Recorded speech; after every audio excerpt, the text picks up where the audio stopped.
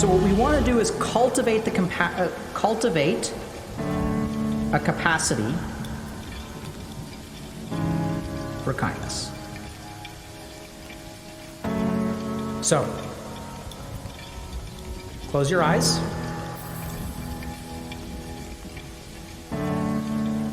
Take a few moments to breathe in and breathe out.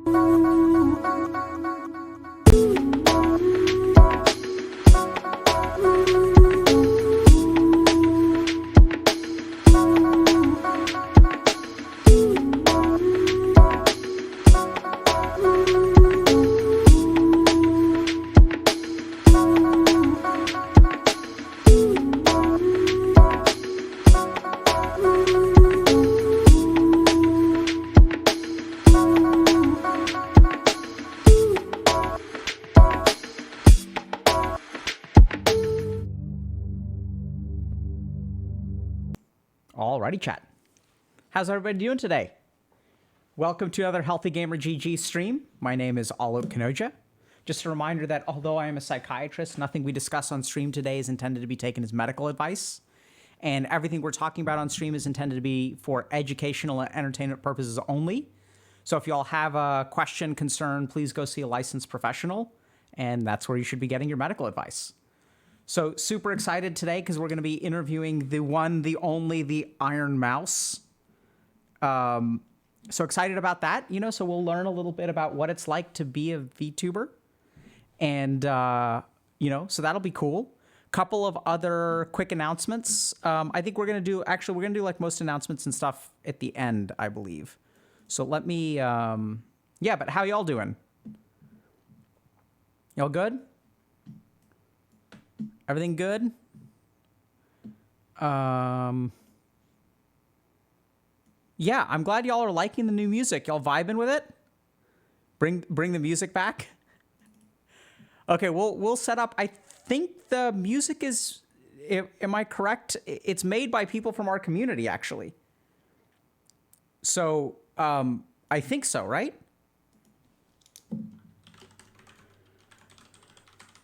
So that's what's awesome about the HG community is y'all are all epic and awesome. I may let me just double check and make sure that I am offering the right attribution.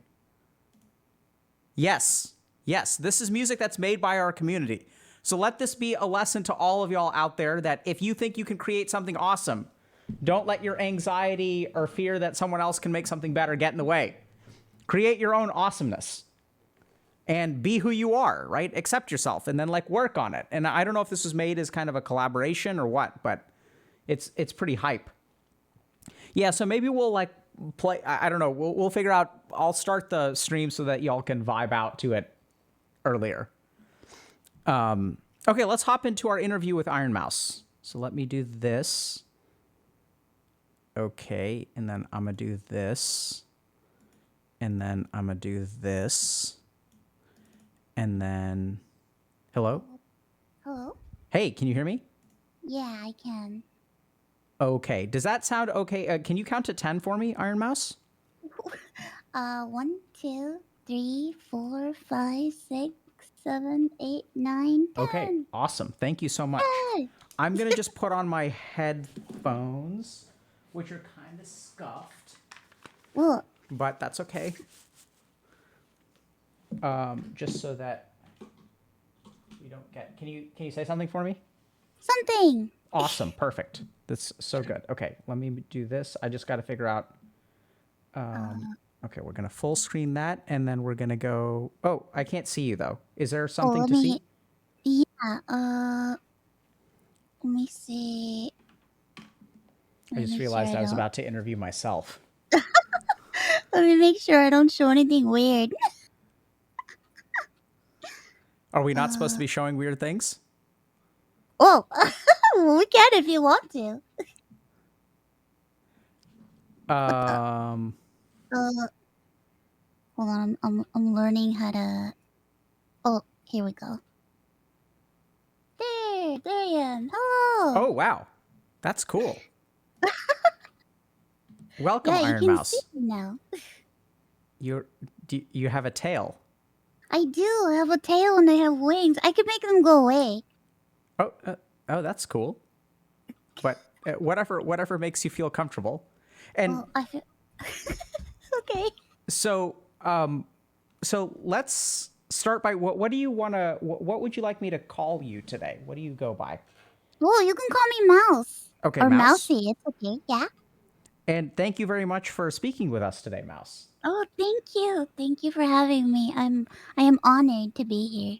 Well, we're honored by your presence. Whoa. No, it's just me. I'm nothing special. Well, I think the internet would disagree. Wow. Okay. Um, Thank you. so tell me a little bit. Is there something in particular that you want to talk about today, or anything that we can help you with? Oh my god. I don't even know. Cool. That's totally fine because I have so many questions. Do Um, you? yeah. Okay. So can you tell me a little bit about how you decided to become a VTuber? Well, um, I have. I think the main reason why I decided to become a VTuber was, well, I decided that I wanted to stream.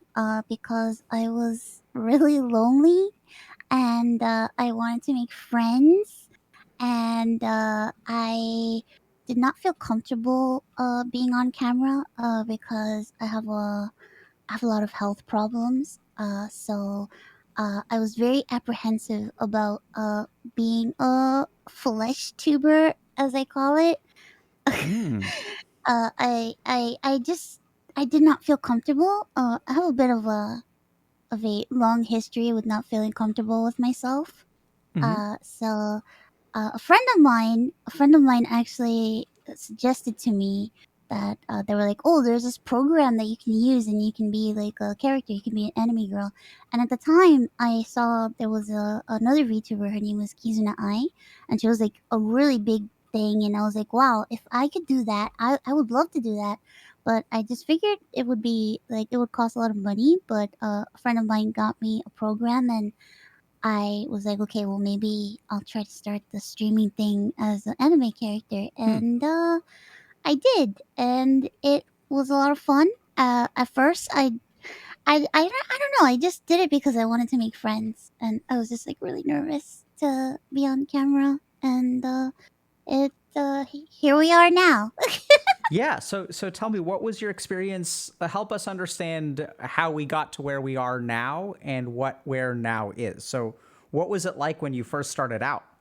Well, I when I first started streaming, I did it because I wanted to make friends, and I was very lonely because of my health issues. I never used to talk about my health issues before. I was always very nervous because I kind of like, to me, I wanted to be seen like uh, a normal person, Hmm. so Of I would course. never talk about it. And I just really wanted to be friends and talk to different people. And I didn't really think I was particularly interesting. But I kept on streaming, and I started off very small. And it wasn't until the pandemic happened that things started things started picking up, and I started growing a bit more. And now I have a wonderful community that supports me a lot, and I feel I've never felt more myself than I have in my whole Hmm. entire life as Ironmouse. Yeah, that's so interesting. Can you Yeah. tell me a little bit about what the pandemic was like? You mentioned that things started to change a little bit during the Well, pandemic. I guess because I've always had to be kind of isolated because of my condition, but because of the pandemic, I had to be even more isolated than usual, and my family had to stay home, and I guess I don't know, it was just like a shift because there were so many more people online, and I think at the time that's when like VTubers started like really picking up, Mm-hmm. and I started getting a lot more people watching me, and it's been a really interesting turning point in my life because I finally was able to start, making money streaming, which I never used to do. And I was able to afford better medical care for myself. And I've Wow. slowly been improving in my health because of that. And it's thanks to my community. So I'm just very grateful. And, I don't know. It's a lot of stuff. A lot of stuff has happened. And Yeah. it kind of like Wow. happened so fast that it just feels like, ugh. Yeah. Oh, Yeah, that's so interesting. So I assume that you just moved, and then the VTuber moves with you. yeah. Yeah. It tracks my movement, like Okay. exactly. Wow. Does it track your facial expressions? Yes, So, if I'm smiling right now. can you make a sad face? I'm curious what that. Oh, interesting. Okay. Thank you so much for You're demonstrating that. welcome. So, Mouse, there's a lot of different things that I'm curious about, and I'm wondering if like we could, which of these you'd feel comfortable with, or which ones sound interesting to you. Okay. There's a lot from your story that I think we could learn a lot about. So a lot of times people try to figure out who they are. So people Mm, will sort of say like, how do I determine like, is this my true self, or is this like me being conditioned? How do I know what I want versus like what society wants?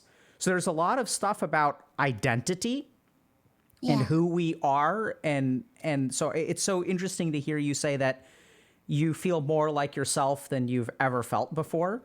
And Mm, so I think that we sort of have at our disposal almost like an entirely new way of understanding or experiencing identity, and whether what we can sort of learn from your experience of your identity could like we could learn something that could benefit everyone.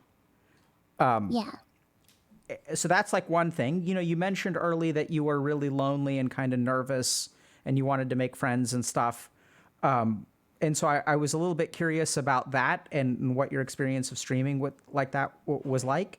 You've also mentioned your health problems, and I just wanted to clarify whether you're comfortable talking a little bit about that in more detail. I know it's more medical information, but and so those are kind Um, of the three things that I'm sort of curious about. yeah, I don't mind touching upon that a little bit. It's I do get a little nervous talking about things, but I think I'll be okay. Sure. And because you also mentioned earlier that you used to be nervous talking about your health because you Uh, wanted to I, feel normal. And so I'm also a yeah. little bit curious about what about your health made it hard for you to feel normal earlier. I was born with a genetic disease called CVID. It's a primary immune deficiency disease. My body doesn't make antibodies to fight against infection or bacteria or viruses, so I have to be apart from people a lot because I catch Hmm. things very, very easily, and I've lived my life getting sick a lot, and because of that, I developed a lung condition, and I'm on Oh my God. a breathing an oxygen concentrator, and I'm on like uh I get so embarrassed talking about. I have like a. It's very embarrassing for me to What? talk about. I just feel very like What? Well, so uh. first of all, we don't have to talk about it if it embarrasses you, but I'm Oh, kind of that's okay. curious. So, can I just clarify a couple of things? So you said you Yeah. have CVID, so that's common Mm, variable immunodeficiency. yeah. Okay. And what makes you embarrassed as you talk about that? Can you help me understand what makes that embarrassing for you? I think it's just it's hard to say for me because I feel like uh my whole life I've had to see people, live their life normally. And to me, I always felt like an outsider, like Hmm. looking at other people living their life, and I've always felt kind of like stuck. Uh, and growing up and like becoming an adult, I noticed that a lot of people's experiences are way different than mine Hmm. because due to my condition, I haven't really been able to live as much as a normal person. So I feel like I can't really like connect with others that well, and it it makes me feel, kind of sad about. I feel kind of sad, but I also just feel really embarrassed because I feel like society like places like this pressure on us that we have to hit certain milestones and we have to be some type of person. And because of the fact that I have never hit those particular milestones, and the fact that I'm not like I like to say I'm not a normal human. I've always felt like an alien. I've always felt like not normal. And when I talk to people, I feel that like a lot. And I feel kind of ashamed. And I think it's just because of the pressures of society. I've talked to other people that have like chronic illness as well, and they've shared a similar Hmm. viewpoint to mine. So it's streaming has really like changed my life where How so? I'm able to communicate with people more, and I feel like I've connected with so many people, and people talk to me talk to me, and I feel like they're not focused on my medical devices, and they're not focused on the fact that I might do things a little differently and live my life a little differently.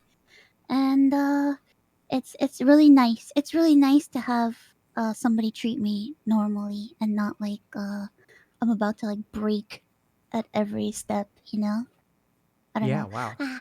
It's clear to me that so first of all, Mouse, you're very eloquent. Well, thank you. I've worked with people with chronic medical conditions as well, and I think after a year of group therapy, the conclusions that we'll come to is something that I think you share very, very beautifully. This sort of idea that, and I'm kind of curious about a lot of things that you said, but I think it's really profound to hear you sort of say that life, we sort of had this expectation that life is supposed to go like this. Like if you're 6 years old, you go over to friends' birthday parties. And when you're 9 or 10, you have a sleepover. And then there are just all these experiences, which like normal life is what we call a normal life. And Mm, that you were essentially denied those experiences, right? So then how do you yeah, feel about yourself? How do you you don't feel normal. And then furthermore, society kind of judges you for that, right? There are all these, as you said, milestones. And yeah, so, if a normal person, if a healthy person, if a good person, right? Because we also place value judgments on a lot of these milestones. If you're not able to participate in those, how do you start to feel about yourself? Like there's a certain amount of like shame that comes with not, I don't know. The best example I can think of is there's a certain age at which people start asking you, okay, like when are you going to get married and stuff like that, right? And then like if you're not following that standard track, or when are you going to get a job, when are you dot dot dot, there are all these assumptions, right, about what your life is yeah, supposed to be like. And there's kind of this like idea that if you're not going to do those things, no one ever asks you, do you want to get married, right? People just are sort of like, they try to bucket you based on what society kind of expects. And then if you don't fall into one of those buckets, then you kind of like are a weirdo. true.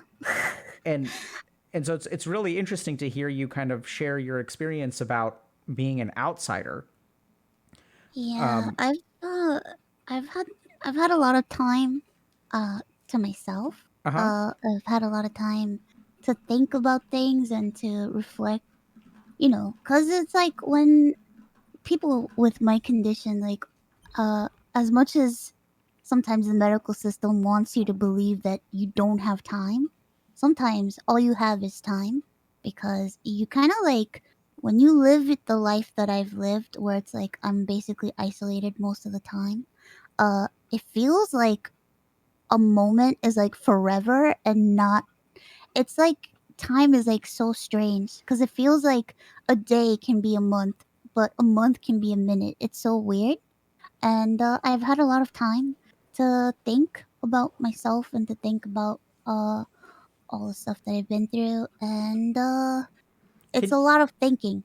Yeah, I'd love to hear more about that. Can you tell me a little bit about what have you discovered as you have time and you think about yourself? I'd love to learn more about what you've discovered about yourself, identity, the nature of humanity.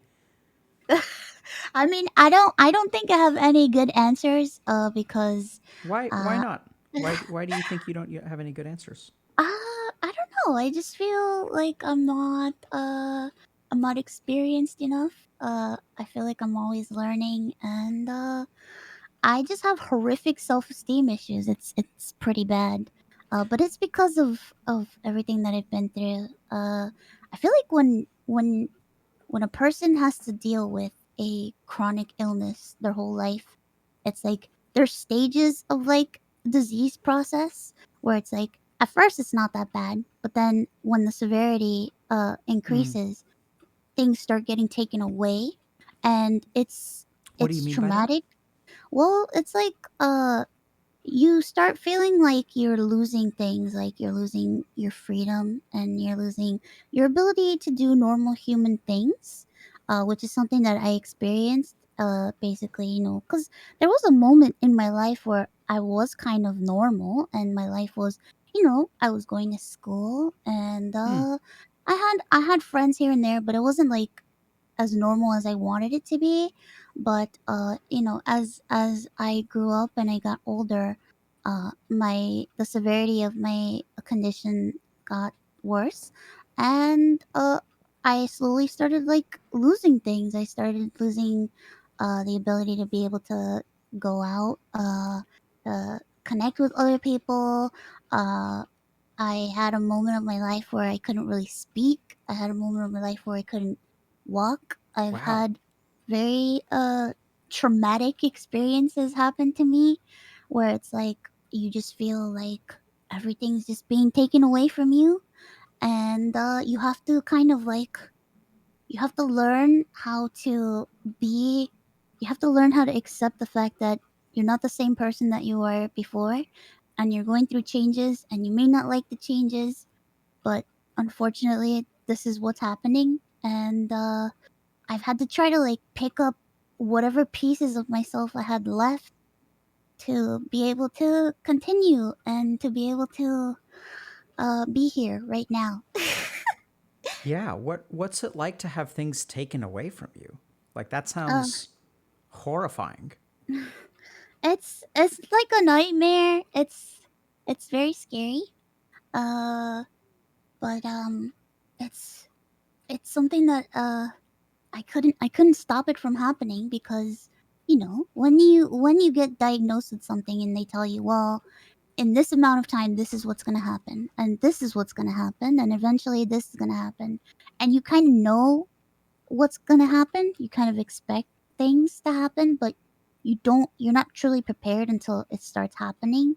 So it kind of like it's a lot. Can you tell me, Mouse, if you feel comfortable? Like, I'd love to hear an actual example or like tell me a story because I'm so curious. Because what I'm getting from you is sort of like the lessons that you've learned and kind of the conclusions that you've come to, the ways in which you've grown and learned to accept things. Mm. But what I'm really curious about is like how you got to where you are. Right. So I'm uh, really wondering because I think that certainly your situation sounds quite severe, but I think there are people out there who have had things taken away from them, and I'm so curious. It's almost like, in a sense, the reason it's kind of sad, but the reason that you're so good at growing and learning from it is because it happens to you like over and over and over again. yeah. It You know, sucks. right? And so that sucks, but at the same time, I think you really do have something to offer and something that we could learn from in terms of like, what is that experience like for you? Because when you say you learn to accept it, it's like, I mean, not everyone, right? No. And right? Yeah, I think I like somehow a long time ago something in my brain broke, so I'm kind of like What do you mean by that? I don't know. I used to be very I still think I am emotional at times, but there was just a moment where I just something in me was just like I got to do something with my life because if I just sit here and I'm just content with everything if I just accept everything that's happening to me, I'm never going to do anything and it's just going to get worse and I'm not going to be happy. So, that's once I don't know, I feel like Can, something kind of like can you tell me about that more about that moment? What was going on in your life and mm, do you well, remember? it kind of goes hand in hand with my previous life, which is kind of like how I want to refer to it. But so when I was in school, I was studying opera at school. I really wanted to become an opera singer. It was like my dream.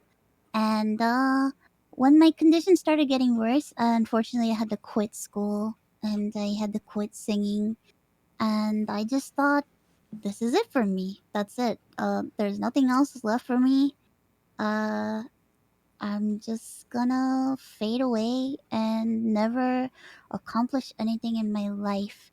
And it took me a very long time to accept my situation. I was very upset for a long time. Hmm. I was very sad, very angry. I was questioning. I was just like, why is this happening to me? And why doesn't it stop and why doesn't it get better? I don't understand. What did I do? Mm. And And yeah, what kind of answers did you come up with when you ask, why is this happening to you? What did I do? Why isn't it getting better? it just got to the point where I just decided there is no answer. And it happened because it happens. And I could either just keep on wondering why or just say, well, it happened. What do I do now? And I slowly started trying to find things that made me happy again and trying to find things that I liked again and trying to find myself as a person, which I kind of lost myself for quite some time because I fell into like a very dark part of my life when my condition started getting worse, where it was just like, I just, I just, I couldn't I just didn't I wasn't happy at all.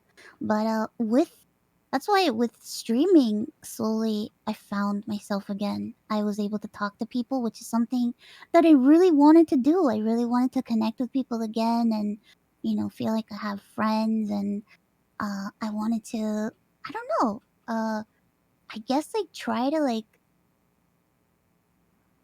be more open and be more accepting of myself and just really like experience myself and learn what do I like, what don't I like. And with streaming, I started singing again Hmm. and it's funny because it's like I feel like all the things that I wanted to do that I was dreaming about doing when I was a kid, I'm doing it, but I'm just doing it in a really strange, different way than I ever thought that I would be able to do it. So I thought I wouldn't be able to do the things that I want to do, but I kind of am doing them. I'm just doing them Certainly. extremely differently and in a way that I never thought I would ever do 'em. Yeah, what I'm kind of hearing is that there's like an essence of what we want. Like if you think Mm, about being an opera singer, I don't know necessarily that it's opera, but there's something about, there's like, what is it about being an opera singer that appealed to you? And that we can oftentimes sort of find that same essence in a different path yeah. of, being on stage or sharing something with the world. And something that also, when I think about opera, I don't think about, there's something kind of tragic about opera? Yeah, a lot of tragic stories in Yeah, opera. right. And I mean, if I'm listening to this story, I think like this could definitely be an opera. You know what Oh I'm saying? God. Right? Like, am I? Yeah. It's almost like your whole life has become an opera. Oh God. Oh dear. Oh, I mean, I don't know too much about opera, but right? maybe. Because there's like tragedy and like we don't even the other thing that I'm terrified of is if your life is operas. My understanding is that most operas don't end well, Uh, which is where I hope you live happily ever after. But you know, I mean, well, I have dark humor. It's fine. I think you need to survive what you've been through. Oh God, I do. I have a very I make a lot of dark jokes sometimes. I feel bad because I typically keep them to myself, but there've been moments where it just slips on stream and people are like, "Mouse, what are you saying? No, don't say that." And I'm like, "Sorry." Yeah, I think there's a correlation between dark humor and how dark things are. I think Yeah. sometimes the darkest humor that I've ever seen is from people who are terminally ill and people who are taking care of people who are terminally ill. Mm, And so yeah. there's just something about how humanity grapples with that.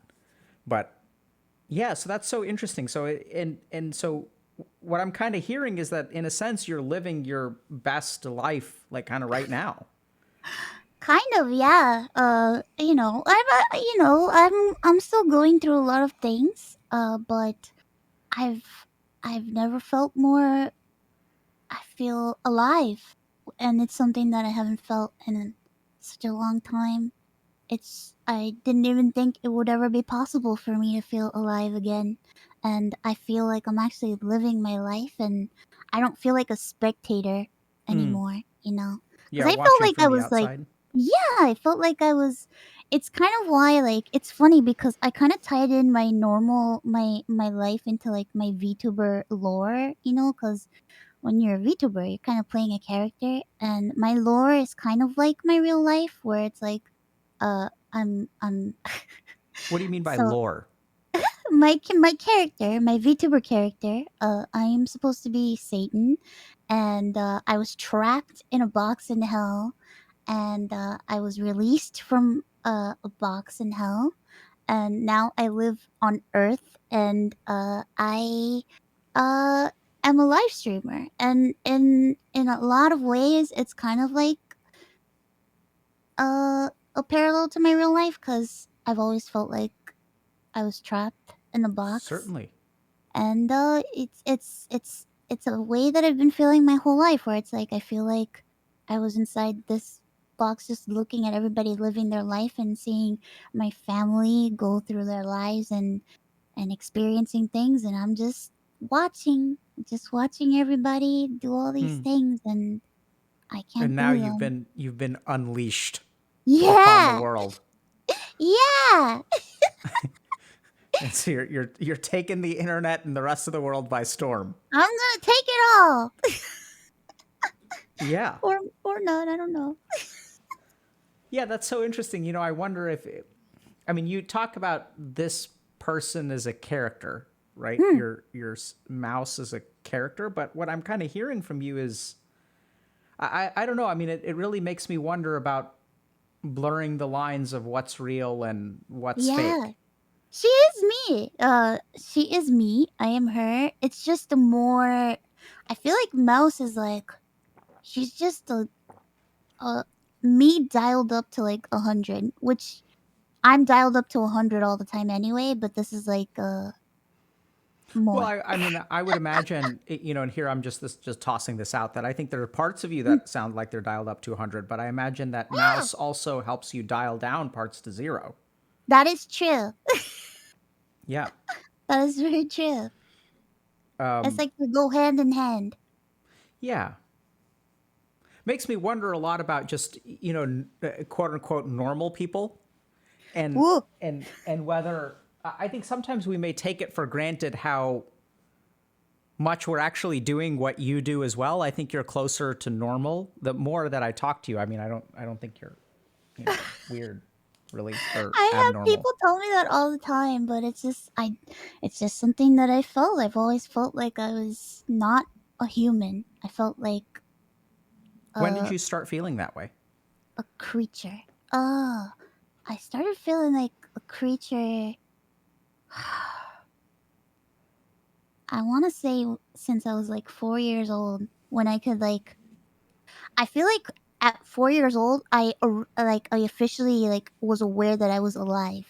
Hmm. Like with a, I had thoughts because I feel like before that I didn't really have any thoughts, so I can't say. I only go by stories that my mom tells me, but around 4 years old, I think, because that's when stuff started getting very complicated, and How so? I uh so my condition, like it had stages where it was like when I was very young, I was very sick, but then at around a certain age, it kind of calmed down. But then when I hit another age, it got worse, and it's been like a downward spiral ever since. But around 4 years old, that's when things started getting pretty difficult, and I started to realize that I affected my family like a lot, and I Hmm. was very aware. Uh, I was very aware of the stress that my parents had to endure because of me, and How I've kind of how were like you aware of that as a 4-year-old? I'm curious. What is like? How does a 4-year-old understand that? I don't even know how I knew. I just knew that my parents were always my parents. So I come from a Puerto Rican household. My parents are always they're very they're very Catholic. Okay. They're very Catholic, and they are very worrying. They worry a lot. And they are very emotional. They're very emotional people. Uh and What does that mean? Emotional people. they're very open with their emotions, I and see. yeah, they're very open, So and expressions of love, expressions of fear. yeah, very very open about it. And I think it was a lot for me to handle. Sure.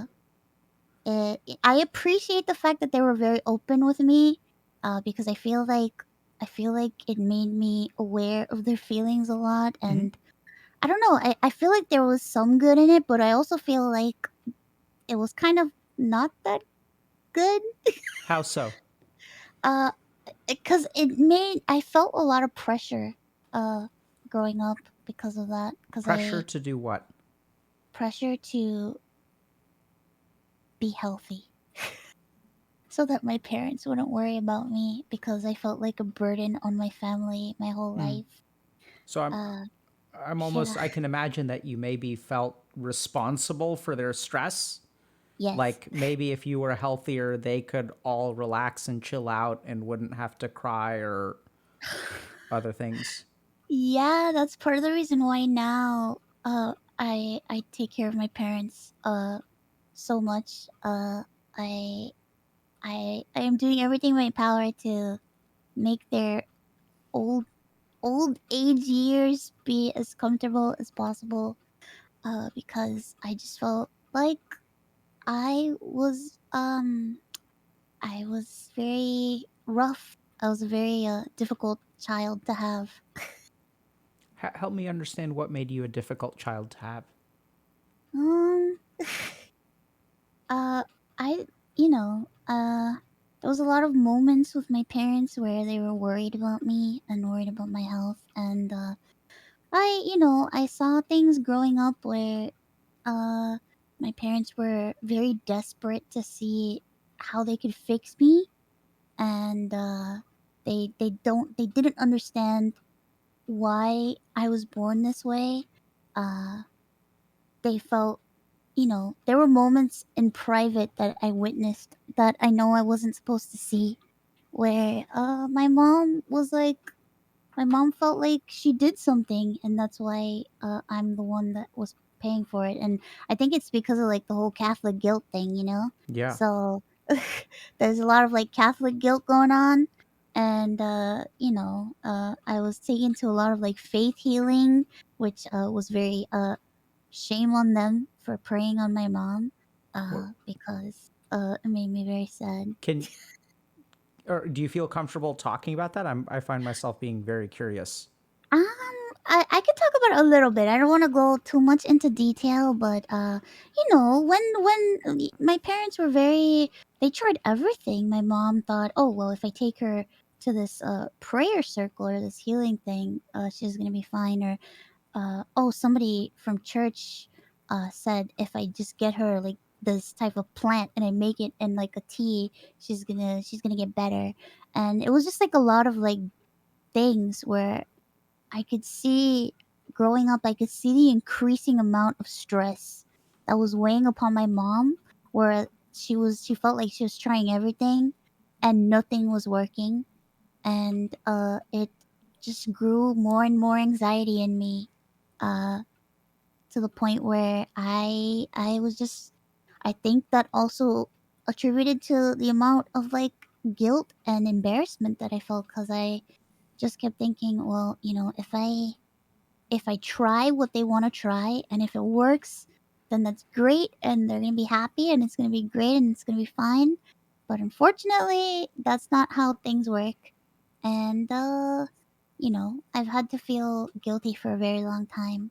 I felt like I was a cause of a lot of stress uh, in my family's life. And, yeah. I mean, I'm just kind of imagining that, in a weird way, it's like the harder they try, there's like more desperation and more desperation and more desperation. Yeah. And in a weird way, like the more desperately they try to fix you, I'm just sort of thinking that the one thing that gets reinforced each time they try something stranger and stranger and stranger is that the one truth at the end of the day is that you're broken in some way.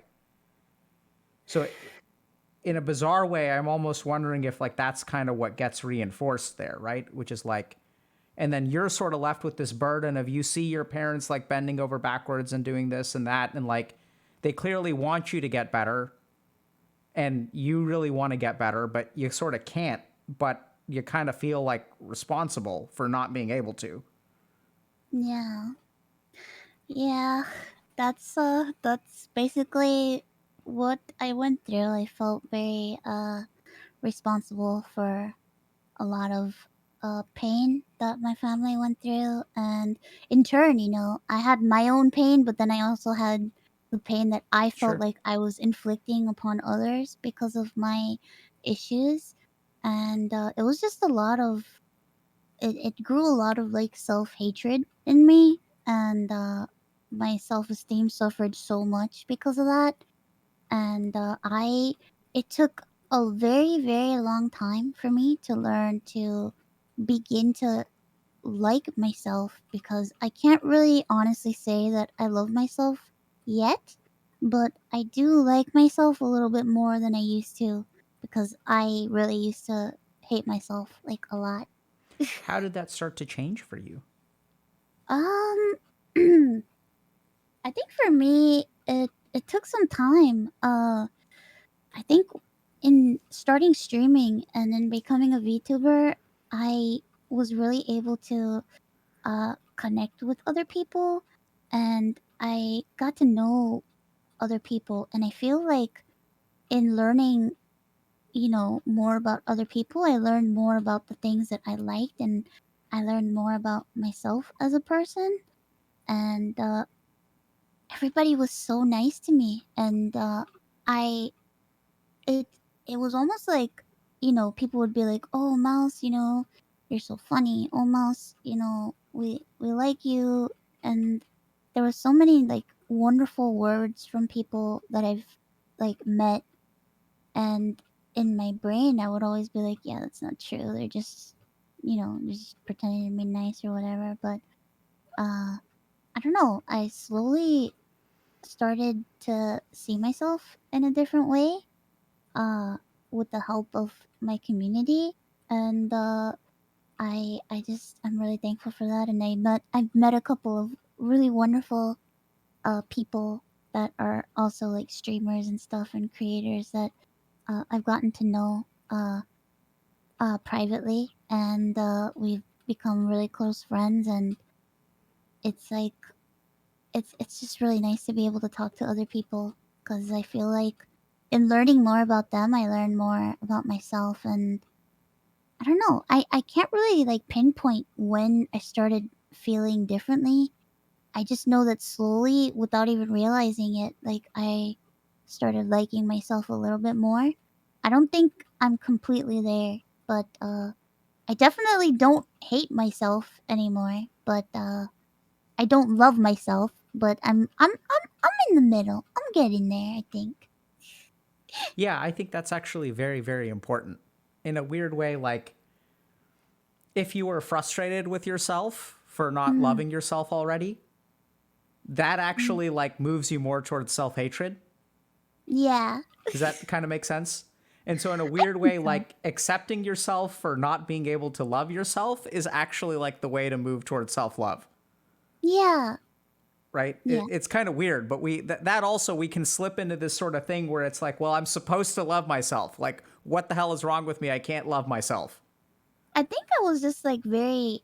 I think it was more like I had years of my life where I was just really mad at myself, and I was just really angry What were you at. mad at yourself for? It wasn't really like myself. It was like I was mad at my body, because I just felt like it was betraying me, and I just felt like somehow I was betraying myself.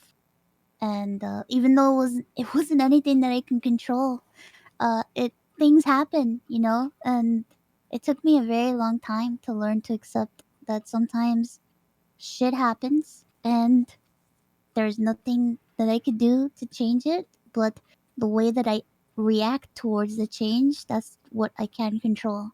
Where did you And learn that? uh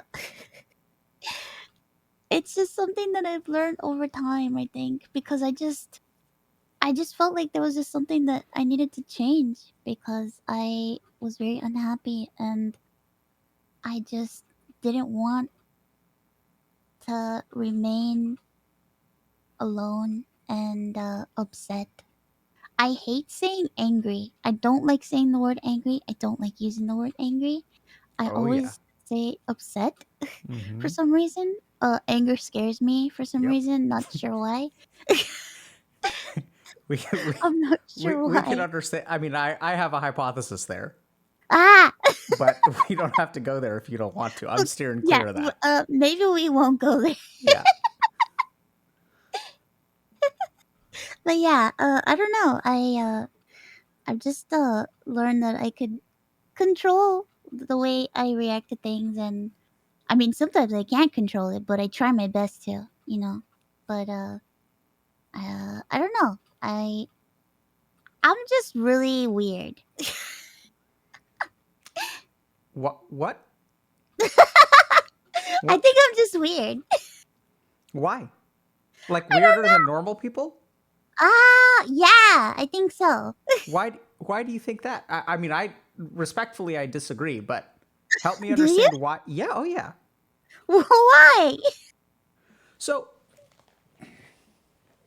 okay, can I think for a second? Yeah, you can think for a second.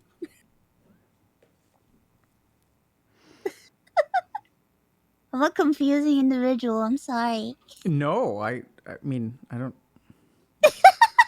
I um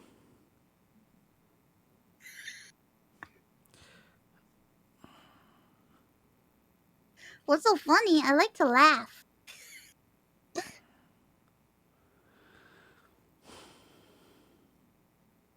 okay. So, and so Mouse, I'm going to just share some thoughts about how Yeah. I understand you, Mm, which a couple of caveats. The first is we've been talking for about 45 minutes, so there's really no way for me to like truly understand who you are. mm, And at the same time, I think that part of the reason that I feel like I understand something about you is because I think that what you share is like actually very authentic and very relatable and in a Well, sense quite normal. I mean, I think that despite all of the challenges that you've faced, you've sort of like, so you're inspiring. And I think that sometimes what happens is human beings like really, really struggle, right? And they suffer. And as a result of that suffering, they're sort of like tested on the most basic levels. And yeah. some people crumble and some people don't. And if we look at it historically, the people who don't, when they open their mouth, they're able to like connect to other people. And so in a strange way, I think that you putting on essentially the mask of a VTuber allows you to be very authentic. Right? So there's Well, something like almost like you can truly be yourself because you're kind of hiding so like clearly behind a mask. yeah. And so the funny thing is it's actually like in a sense you fix so much of what is wrong with the world, which is that we all put on what we pretend to be our authentic faces, but we're like shady on the inside. Right? So I'm going to walk around with this face and then like, but what I display with what the way that I interact with this face is going to be like fundamentally different from the way that I feel inside. Right? So like I put on an act even though I'm wearing my real skin. And the weird thing is that somehow you've managed to flip it where you put on a fake skin and therefore you can actually be like the closest version of your real self. And so I Oh, think what connects with people is that, you know, what you're talking about, being an outsider, feeling like an alien. I'm going to steer clear of the anger, but, you know, like having, as you put it, horrific self-esteem. And then like even this, I mean, there's so many journeys that I've heard you walk, which like you kind of, I mean, we haven't gone into too much, but even this sort of idea of like, I don't want my life to be this way anymore. And why is my life because there's so many places where people get stuck. Like one place where people get stuck is like, why is my life this way? Why me? Why can't my body be different? And in a weird way, I mean, yeah. I don't think comparison is very helpful, but you know, a lot of people can be uncomfortable with their body or their body can fail them in some fundamental way.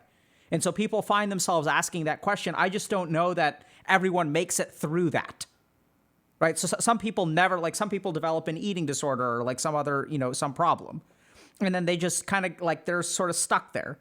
But somewhere along the way, you kind of like made it through that and you're just sort of like, well, like it doesn't have to have a reason. It just is. And so then the question kind of becomes, well, what do I do about it? And that's where at some point you sort of realize, and this is what's so terrifying for people. And I'm just going to keep going. But like, when you think about, okay, what am I going to do about it? What most people think about the doing is like changing the outside, right? So if I feel lonely, what am I going to do about it? Like I'm going to go get in shape and I'm going to make more money. And then I'm going to like, you know, take all these classes so I know how to make small talk. And then like, I'm going to become like this awesome external human being. I'm going to fix all the problems on the outside so that I can connect with other people. The weird thing is that in a weird way, like that's not an option for you, right? Like you can't fix fundamentally like the body that you've been given. Yeah. And so in a weird way, I think that you've actually gone like internally. And so we hear a lot about these journeys where you kind of talk about, you know, being really upset with yourself, like learning to accept yourself and then sort of saying there is no answer, there is no reason, but I'm tired of being lonely and I'm tired of like being upset with myself and something has to change. And you discover that you can't, you know, because life is like, in a weird way, I don't want to, I was about to use the word lucky, but that's not really the right word. You know, in a weird way, like there's external change and fixing things on the outside was not an option for you, right? Oh, And so yeah. the only place you had to look was like internally. And in a sense, I think that's actually like really, really useful, hopefully, for people to understand is because what I see is I see people who try to go fixing things on the outside, fixing things on the outside, fixing things on the outside.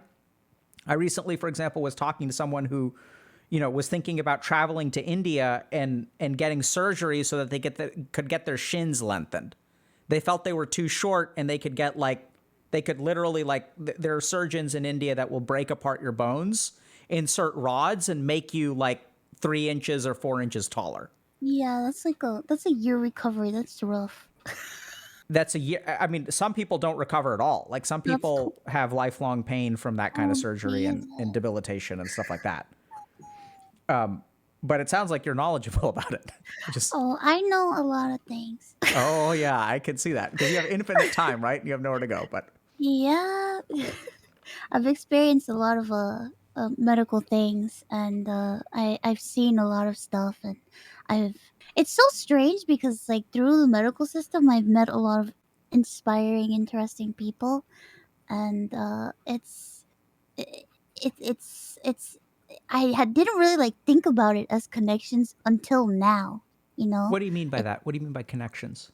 Because when you're in the moment of going through the motions of like being sick and you're in like a hospital, like I've had stays where it's like sometimes I'll be in, there have been times where I've been in for like 5 months or 6 months or for quite some time, very ill. You don't really think about the people that you meet on the inside at the time. It's now that I reflect upon the people that I met in my time there because I spent so much time there and I had such a desire to get out of it that I just didn't really like think about Hmm. the people that were there. Yeah. And now is when I'm thinking about the people that I met and thinking about, oh yeah, I remember meeting so and so. They were on the same floor as me and they were going through this. And I remember they always used to act a certain way or say this to me and it isn't until now that I think, man, I was making connections back then too.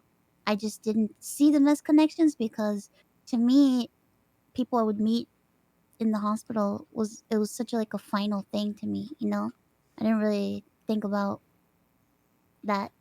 It's weird. Yeah. I mean, I think that makes sense. The hospital is just a separate universe, Yeah, right? it was, yeah, yeah, You yeah. enter a place where time and relationships, like, I mean, I sort of know this from, I mean, a little bit from the patient side, but more from the doctor side, that you form really powerful connections, but they're like in this artificial world.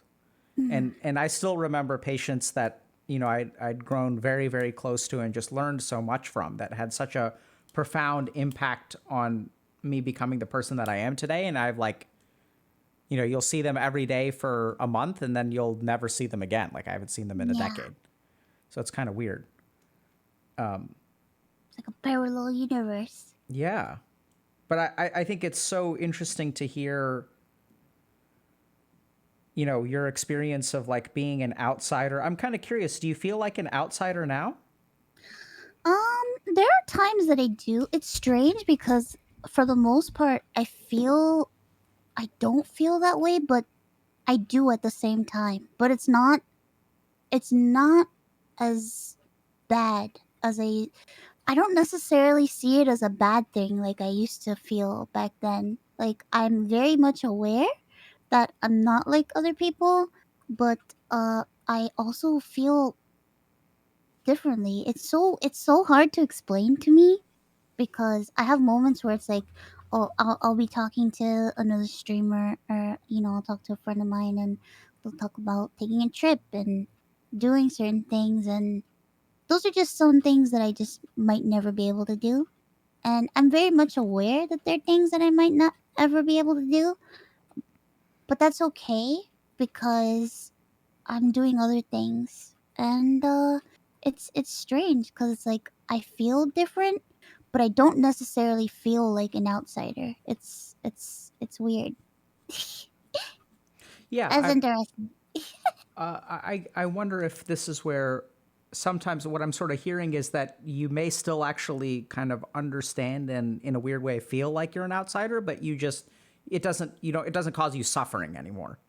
No, it doesn't. I mean, I do have my moments sometimes because as I get closer to people, I've met so many great friends streaming, and I have a desire to see them, and I have a desire to, recently, like some of my friends went on a trip, and I was like, man, I really wish I could have been there, and it makes me sad for a moment, but it, they're so nice to me, and they accommodate me, and we'll FaceTime and we'll do different things. So it's just really nice to see that, they care and they understand that I am this way and they accept me for this way.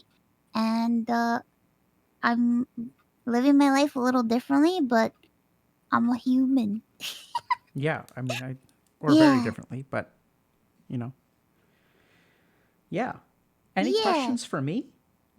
Anything that you, in particular, that we've talked about that you want to talk about more, or I don't even know. My brain is all over the place. It's interesting. I don't really get to talk like this much.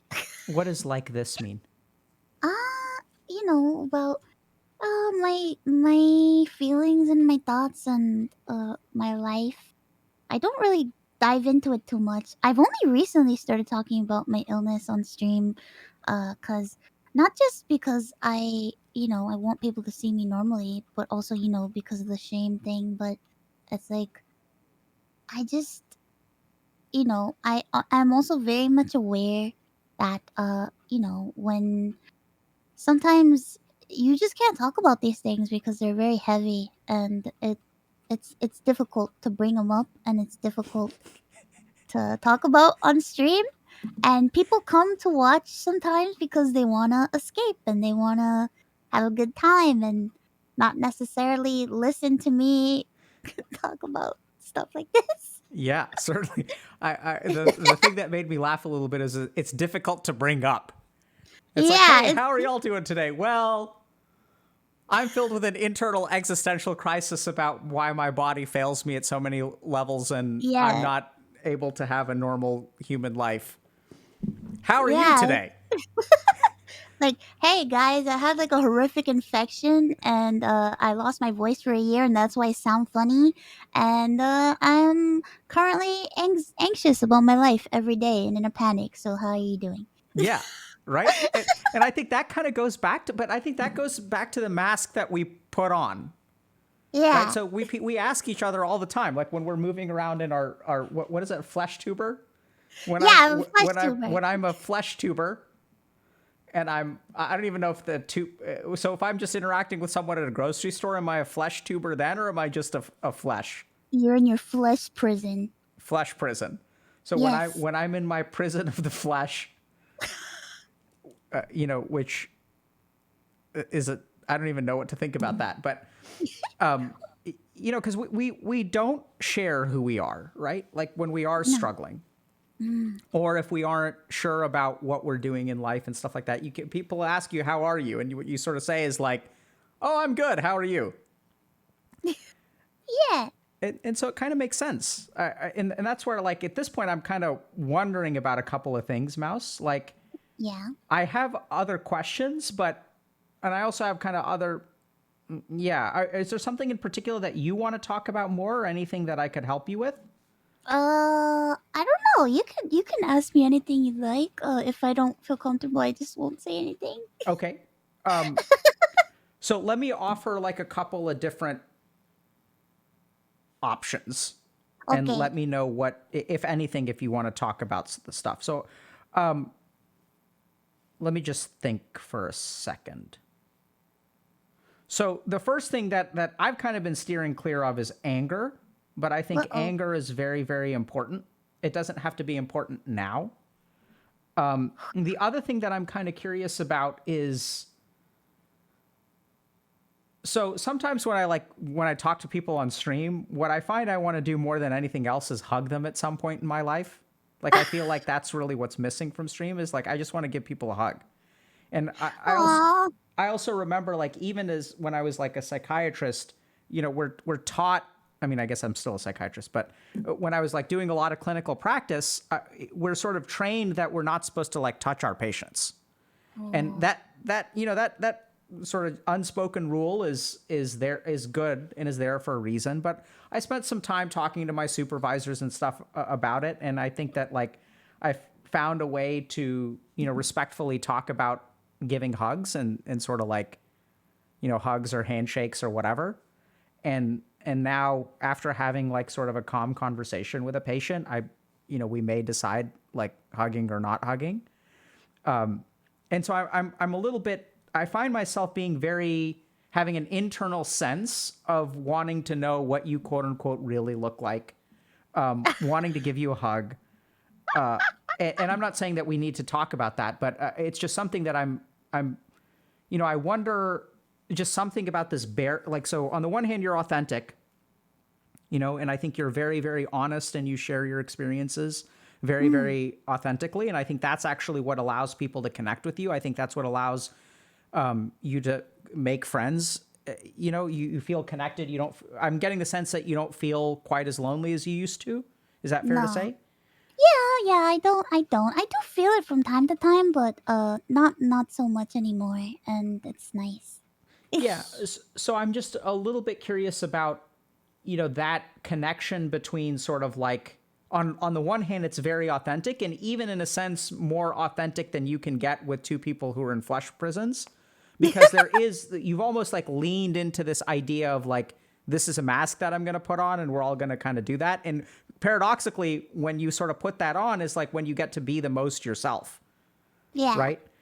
So I Hmm. think we could talk a little bit more about that. We could talk about anger. I think there's also like questions that we haven't really talked about. You mentioned that your family is very Catholic, Yeah. and we sort of, you kind of mentioned a little bit about how you make sense of what happened to you, but I didn't hear anything about God or the will of God in there. So I'm a little bit curious about, from a spiritual perspective or religious perspective, how you've come to understand your life. Mm. And if you're comfortable talking about any of that, but Oh, I don't mind. I don't mind talking about religion. It's just something that I've always felt like it's a very personal thing. mhm. Uh I am the type of person where it's like whatever you choose to believe in, that's up to you. Uh Everything is valid. Uh Maybe that's me being weird, but I just think uh I don't know. You would think that a person in my position would be very anti-God. Uh, However, I believe that there is something out there. I don't know what it is. Uh, there has to be something because I'm still here, and that's very strange. So why would someone think that someone in your position would be anti-God? Uh, I get a lot of comments. I've gotten a lot of comments in the past from people like that have told me, "Man, if I would have gone through all the things that you've been through, I would never like what the it's a lot of like and I've met a lot of people with my condition or something similar to my condition, and they're very different. They think very differently than I do. How do But they think differently from the way you do?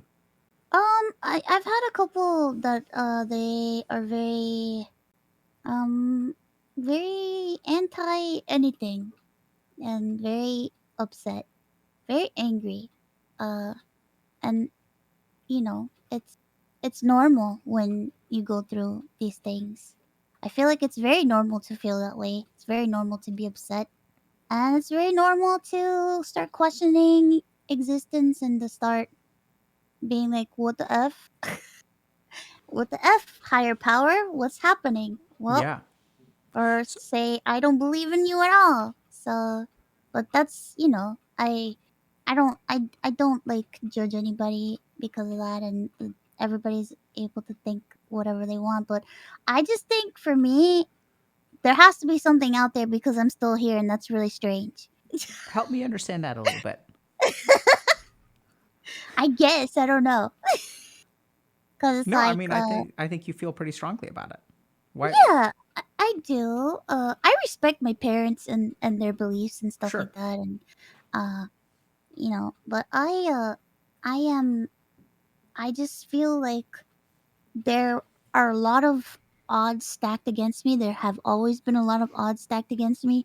I've always had a life where it's like my life has always been in like this strange limbo place where it's like, well, something really bad is gonna happen to her, supposed to happen, or I'll have like a doctor tell me, well, this is the trajectory of your life, and this And is what would they say? Do you mind basically if I ask? I mean, you don't have to share uh that if it's uncomfortable, but uh, mm, a lot of stuff about uh mm, I would get a lot of talks, uh a lot of we just want you to be comfortable talks.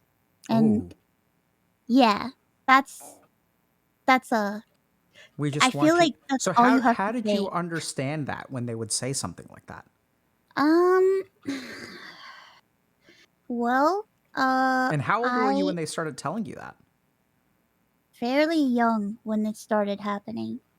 Very young. And it was very frustrating for me because when I would start hearing that, I feel like that was when my parents stopped having expectations for me, and that really bothered me a lot. It was more like, we just want you to be happy. We just want you to be okay.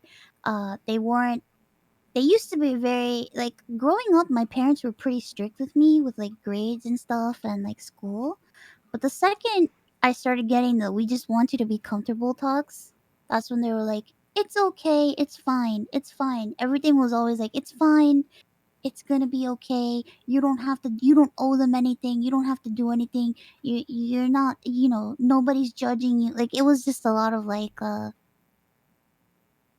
it's okay because something, you know, because of Yeah, how bad did you stuff. like? What did that do to you, dude? It just it made me feel very sad, uh, because, my family is very, uh, into like achievements, and to just have that taken away from me really upset me, and it made But me feel very sad. what exactly was taken away from you? The possibility of achievement or the expectation that you should achieve? Expectation, yeah, expectation. The desire to want me to achieve things or to have goals. For a long time in my life, I just felt like I wasn't allowed to have any goals or any Sounds like your hopes. parents gave up hope. It's strange because in a way they didn't, but then in other ways they did. It was more like they were searching so hard to help me, but it just got to a point where in in them trying to search, they kind of just got discouraged, and it was just it was just a lot of sad stuff. Yeah. So, Mouse, I'm gonna. Is it okay if I kind of challenge you a little bit? Yeah. Okay. So I think that there's like I'm detecting sort of like a absence of emotion in particular directions. So Yeah. and at the same time I want to like respect some of your boundaries. So if it's okay with you, instead of asking you questions about it, like I'll share some thoughts or hypotheticals. What do you think about that? Okay. Or do you not want to touch it Sure. with a 10-foot pole? No, you can if you So like. If I feel comfortable, I'll let you know. okay, thank you. So here's the first thing. Like I didn't realize until just this moment how devastating, and that's the word like when you said my parents stopped, like when they're like, "Oh, we just want you to be comfortable." Like the first thought is like that's not sad. That's like devastating. Like, Yeah. "Oh my god." Like to have no for your parents to like be focused on grades and stuff and then all of a sudden be like, "It's okay. It's okay, darling. You don't have to worry about school." Like that's not sad. That's like terrifying. Like what the Yeah. hell is going on here? Like what's like I can't imagine what it's actually like for, a kid who's growing up with these expectations to suddenly like have those expectations taken off the table. And that to me sounds like the most terrifying prognosis ever. Yeah. It was a lot. Uh, I pretty much had to basically I it's I was having this conversation with somebody a couple nights ago where I was like, I felt like my whole life I just had to work 10 times more than the average person because I had to do it for myself because nobody else was expecting anything out of me. And I Yeah. felt like if I just D- sit there and accept if I just sit there and accept being comfortable, I will never do anything and I am going to die. And I didn't want that. And I said no. And I started trying really, really hard. Uh, I tried too hard where I would get in trouble for it and I would get very ill. What do you But mean by that? uh well I eventually had to like drop out of school, but I was supposed to leave school sooner, but I didn't because I wanted to try to finish and I tried to force myself to finish school, Mm, and it got to the point where my body was just like, you cannot be here, you cannot be in school, it mm. is it's bad, you need to stop. And I was very angry for a long time that I couldn't finish school. uh it really hurt me. It was something that I really wanted to do. But uh I ended up worsening my condition because I was forcing myself to try to finish. Hmm. Uh and you know, after that I kind of like went through a period where I was just I was just like, you know what? I I don't care anymore. But then in saying I don't care, I started realizing I do care, and I was like, well, I'm gonna try to see if I could somehow do something to get out of this. And it seemed hopeless for a while because my health got worse and things got worse for me. But I had like a moment of kind of like rest when I found streaming, and I can say with certainty, streaming and VTubing literally saved my life. It really did. I don't think I would be here if it wasn't for that. And how did streaming save your life? It gave me something to work towards. Because I just felt like my whole life I had doors being shut left and right. Everything was always being taken away from me. Everything was always, no, you can't do this. No, you can't do that. No, you can't do this because this is gonna happen if you do this, and you can't do that. And it was just like, when I found streaming, it was like, I'm gonna do this for myself and I'm gonna see what I can do. And I didn't even go into it thinking that I was going to grow a audience. I didn't think about that. I Hmm. just wanted to make some friends. I just wanted to just do something with my life because at the time, when I first started streaming, I was very ill, and I had gone through a moment in time where I was completely bedridden for a, a while, and it just took out took a lot from me. It took a lot out of me, and I slowly, with streaming, which I started a few years ago, uh, and my health improving, I'm finally able to walk a little bit and get out of bed and do things that I wasn't able to do before, like, take a shower by myself and self care by myself. And now I can do those things now. And it was a very difficult journey, and I'm still on it. And I don't think I'll ever be a normal, perfect human that can do whatever. But I want to return to my normalcy. Yeah. Something that I can be happy with. And I think I'm getting there slowly, but it's been very difficult. Yeah. I mean, Mouse, I know this is going to sound kind of weird, but I find myself almost like,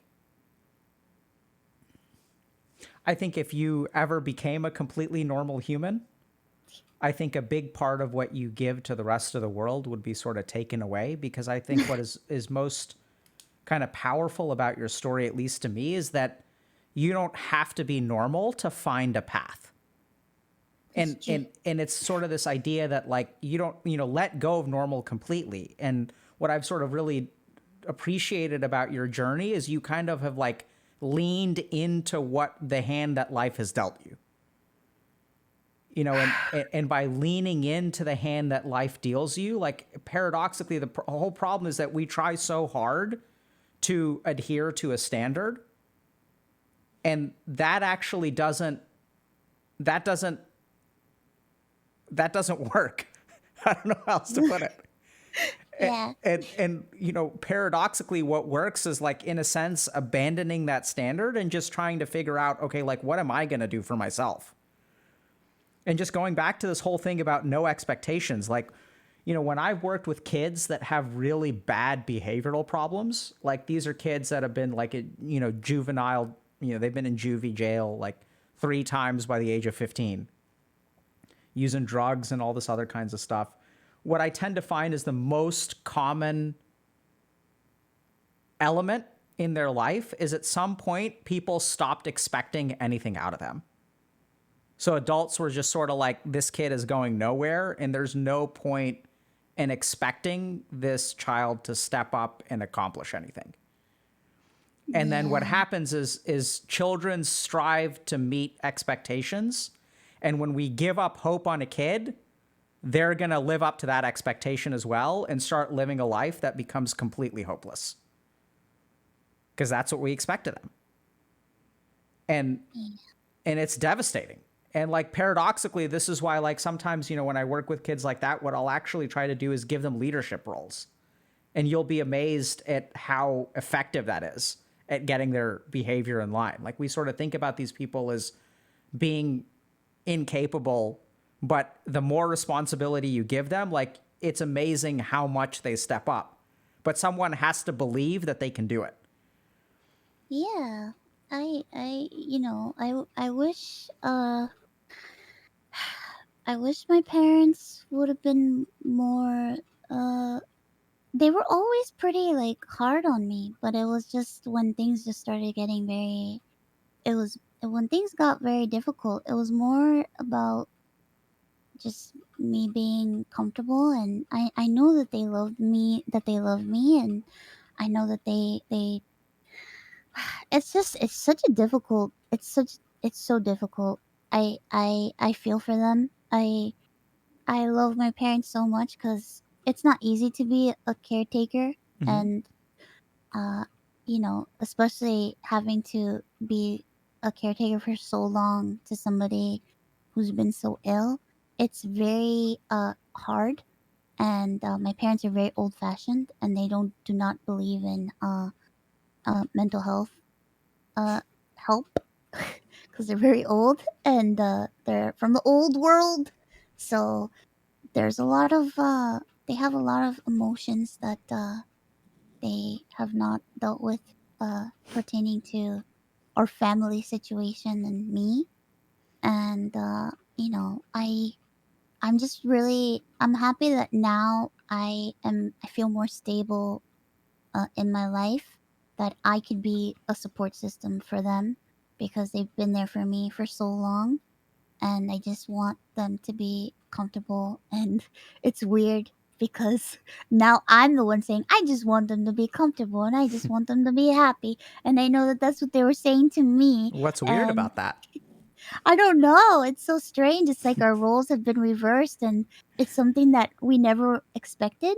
And I never expected it to happen, and they never expected it to happen. It's funny because the other day, my mom, my parents are, you know, they're getting older, and their health is not great, and it's really affecting me emotionally because I just remember seeing them young and being so strong and helping me, and now they are very old, and uh it's like my mom still kind of wants to take care of me, but she's realizing that I'm a little bit more independent now, and I'm actually like getting better, so she doesn't really know what to do because my mom has been like a professional mother for so long. Yeah. She's, you know, she's always had to take care of me.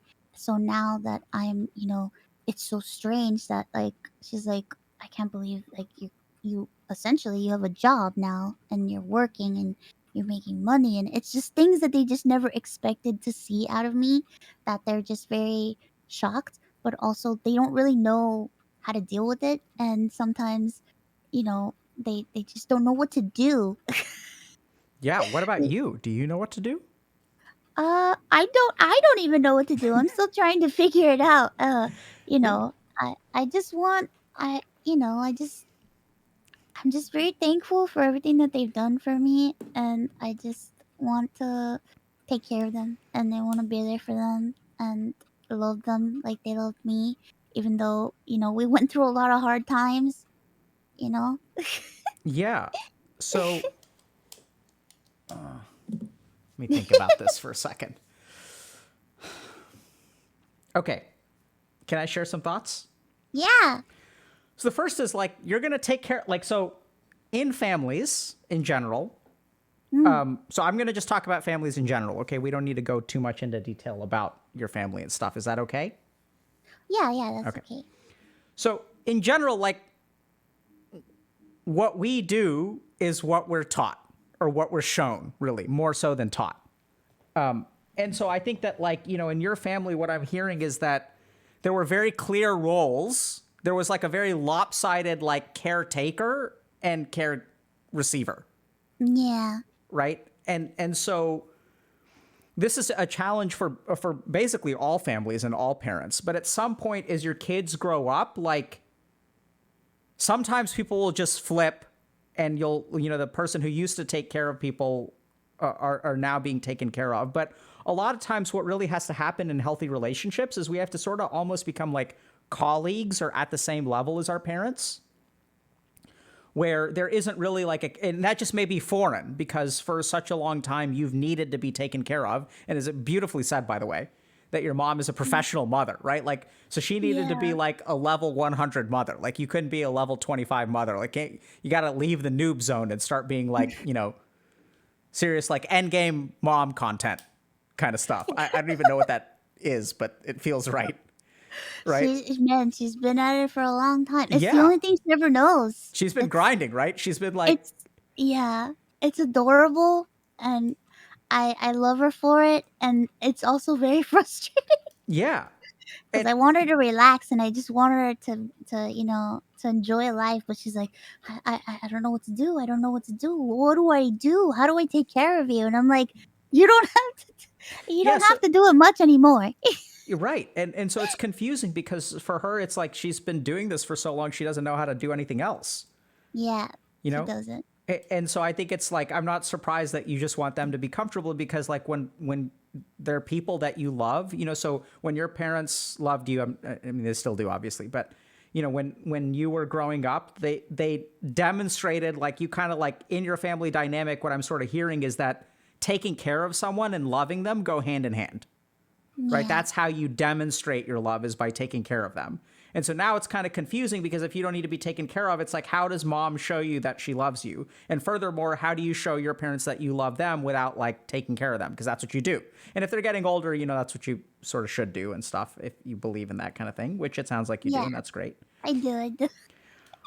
I think the other thing that we got to be a little bit careful about, I think, and I'm just going to mention this, we don't have to go into it, but I think it's just in terms of your journey, Mouse, I think that like developing a healthy relationship with anger is probably very important going forward. Yeah. And so I don't want to ask you too many questions about it, but in terms of feeling like, we're here to educate and we're here to help, I'd love to share just a couple of general principles about anger. Is that okay? Yeah. So the first is that it's clear to me that you love your parents. It's clear to me that you're grateful for what your parents have given you. Fair? Yes. So when we love people and we're grateful for what they've given us, sometimes it can be very confusing to be angry with them. Does that make sense? Yes. And so it can feel, especially if we have like problems with low self-esteem or feeling guilty, anger is the hardest thing to sit with. Because if you feel angry with your parents, and I'm just talking hypothetically here, this is more general education for everyone, okay? So if we like think about it, like if I feel like I've got, if I have like So here you are, and we're hypothesizing here because we're not going to actually ask you, but here you are growing up, you see what impact your health is having on your parents. You recognize that like, oh, it's my responsibility to get better and I'm putting them through all this kind of stuff. And why can't I get better? Why can't I be healthy? And so you start to feel guilty for not being healthy. And then if you feel guilty, like getting angry with them doesn't work, right? You're not going to like let yourself do that. So oftentimes what we see in these kinds of like caregiver, care receiver relationships is that anger is like absent from this kind of relationship.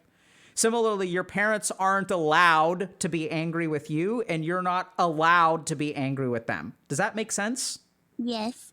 Because they surely like, Does. oh, poor Mouse is like so sick, like, like we can't be angry with her. Like that's not fair. But like this is where we're gonna hypothesize a little bit. But let's be clear. Like if you're a kid, you're gonna do some things that piss your parents off, and if they're parents, they're going to do some things that piss you off. Like that's part of the relationship, right? Yep. But the problem is that when we have these kind of caregiver, care receiver relationships, we don't allow ourselves to be angry with it just because that feels bad, right? It's like what kind of asshole parent am I going to be like, here my kid is with this autoimmune deficiency and I'm getting pissed at them for not cleaning up their toys, right? Like, oh, I should be like more forgiving and stuff. And so in a weird way, I think over time, I think you're going to get there on your own. I don't think you really need any help with this, and we don't need to force this or anything like that. But I just want to say, I think it's okay for you to, just as you've come to accept sadness, you've come to accept, guilt, you've come to accept, like, some self-esteem problems and stuff like that. Like, I think you own that really well. I think it's okay for you and anyone else out there to also own anger. Like, anger doesn't mean an absence of love. Anger doesn't mean like there can be anger in there, and there's a healthy way to sort of have it there. And the first is to like not blame yourself for being angry or your parents to be angry with you and stuff like that. Like, I think anger is like, it's okay. Like it doesn't make you a bad person. This is, I guess, what I mean to say. And this is what I really want to share with you is I don't think you're a bad person. It doesn't make you a bad person. If you're angry with yourself, if you're angry with your friends, if you're angry with your parents, like it doesn't make you a bad person. It's just part of the experience of life. Like, what do you think about that?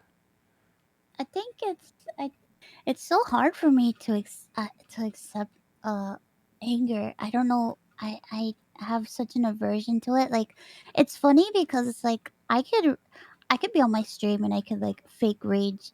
It's not even fake rage. It's like I'm mad at a game, but like to be angry with myself or to be angry towards another human, it really bothers me and it makes me feel kind of sick inside and it scares me. It's an emotion that really terrifies me for some reason. And I don't really know why, but it is. And it's why most of the time whenever I express that I'm unhappy with something, I usually say, "Oh, I'm upset." I hate saying I'm angry. I hate expressing anger. It just doesn't feel right to me. But I'm trying to learn that it's normal and I'm trying to normalize it in my life, but Well, it's difficult. yeah. So, Mouse, this is where I want you to please think about the question that I'm going to ask you for about 5 to 6 seconds before you answer. So, first of all, do you want to talk about this at all? Secondly, do you want to talk about this in a more personal way? And thirdly, do you want to talk about it in a more general way? We could talk about it in a general way. Perfect.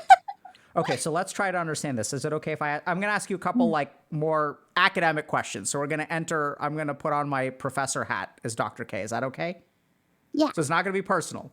So what do you think it is that makes people, so you mentioned that you sometimes get really uncomfortable around anger and you're almost scared of it. Does that make sense? Yeah. What makes people uncomfortable with emotions or scared of emotions? I'm not really sure. So I think that's because let's step out of your head for a second. So like, let's say that I'm scared of love. Like, oh my God, I met this person at work and like, they make me feel this way.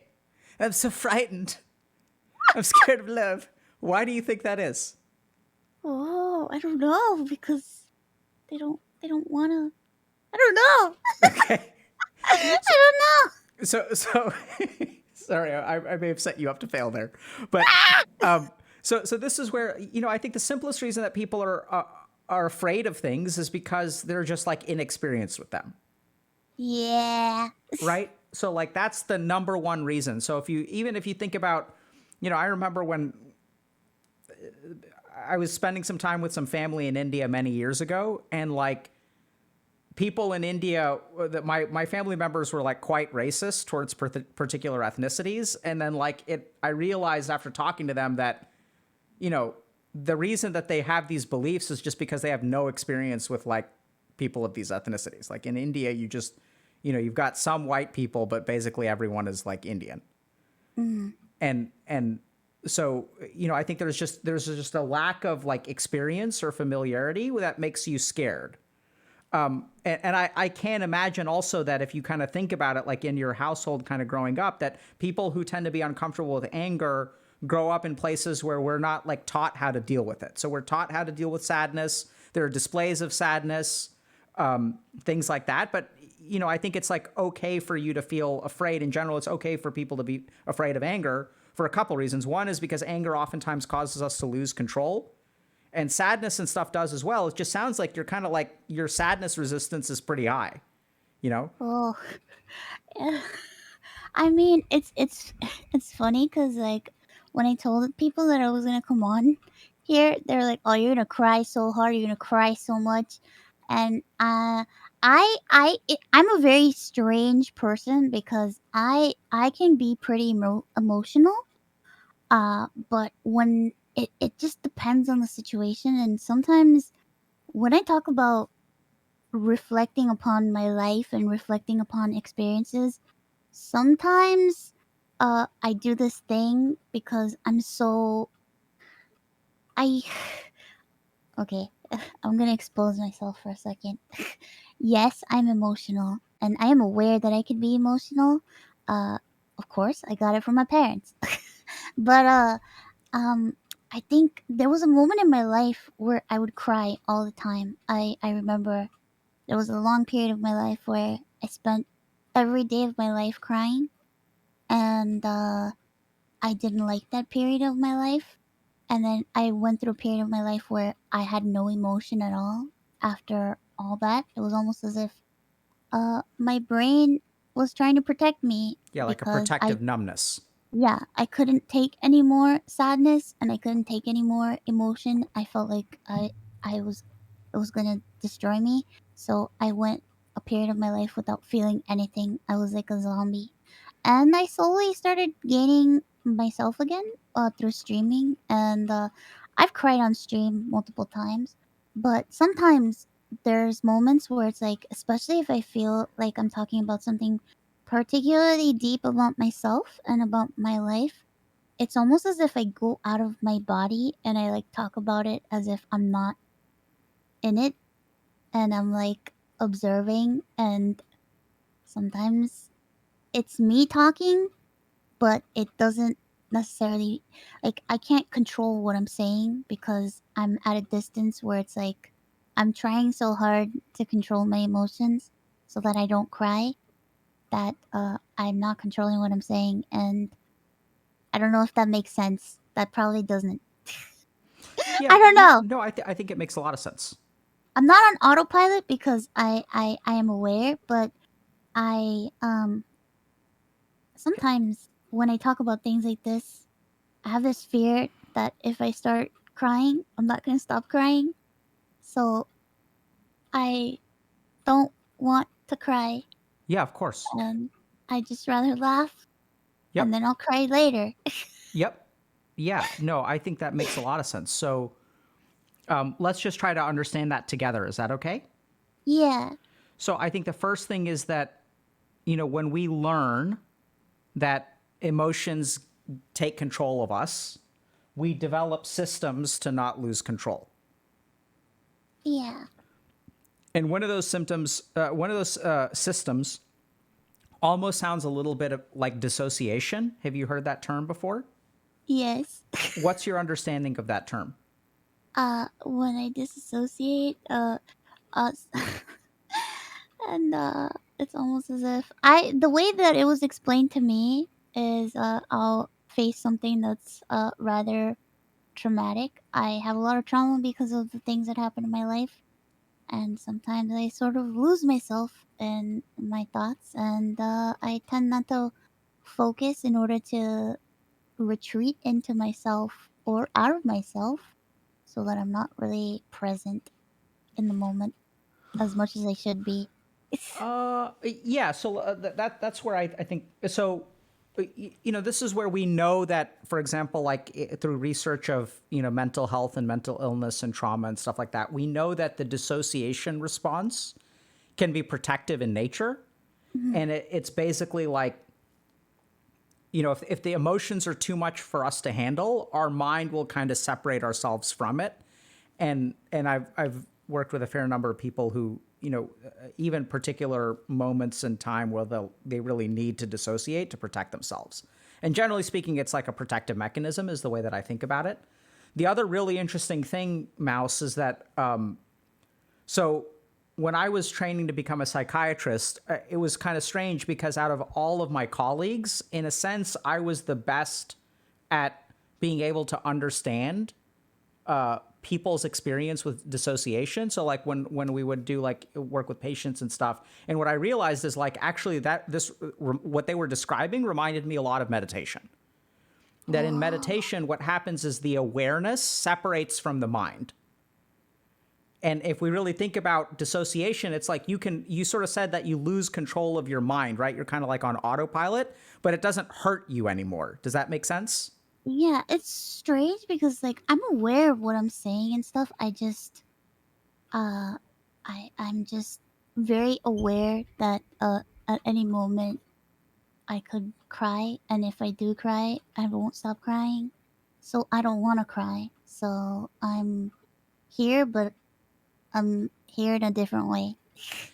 I don't Yeah. know if that even makes sense. No. So I think what happens there is that this is gonna, speaking of not making sense. Now it's my turn to not make sense. So we have consciousness and we have mental activity, and those are actually two separate things. So my ability to think and my ability to like observe are actually like two different things, because we can observe our Mm. thoughts, right?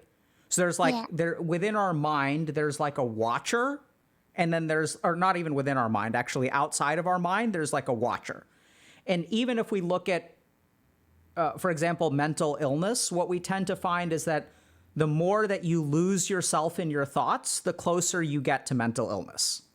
So if I'm able to reflect on my thoughts and recognize that my thoughts are not real, they're just thoughts, that's sort of healthy. Does that make sense? Like if I'm feeling Yeah, anxious, kind like of. my mind may think, oh my God, everyone is annoyed that I'm here, but that's not actually true. Does that sort of make sense? But the more Uh, that we start believing that, the more that we move towards mental illness. So if we think about someone who has like psychotic delusions, this is a person whose thoughts and reality have no difference whatsoever because they 100% believe they're being possessed by the devil. Then what happens is as we like get healthier, so even like the most severe kind of depression is called a psychotic depression. So that's the point at which like their thoughts become reality. And then like as we get less depressed, we start to separate out. We still have really powerful thoughts, we have powerful emotions, but we're able to acknowledge that our thoughts are like distorted in some way. So then there's separation from like mind and awareness. Does that make sense? a little bit, yeah, kind Okay. of. If it doesn't make sense, please let me know. No, And it kind of does, yeah. and then as we get sort of healthier, like we're able to sort of see like, oh, my mind isn't really thinking clearly. So this is where we talk about things like cognitive distortions or cognitive biases. Or sometimes I think the best example is like sometimes you'll have people that after a breakup, they're like, oh my God, the world is ending. I'll never love again. Like this relationship was everything to me. I'm worthless. I'm useless. There's no point in living life. And then 6 months later, they're like, oh my God, that relationship was the worst thing that ever happened to me. I'm so glad I really dodged a bullet there. And so even if you kind of think about it, there's a certain amount of awareness that we don't have when we're kind of like one with our thoughts. Does that make sense? Yeah, kind of. Kind of. Okay. Yeah. And so my point here is that, you know, when you have these experiences where you kind of like you don't want to lose yourself in your mind, right? So then what happens is you kind of separate out from the mind and you kind of like are able to see it, but then you kind of like retain some control.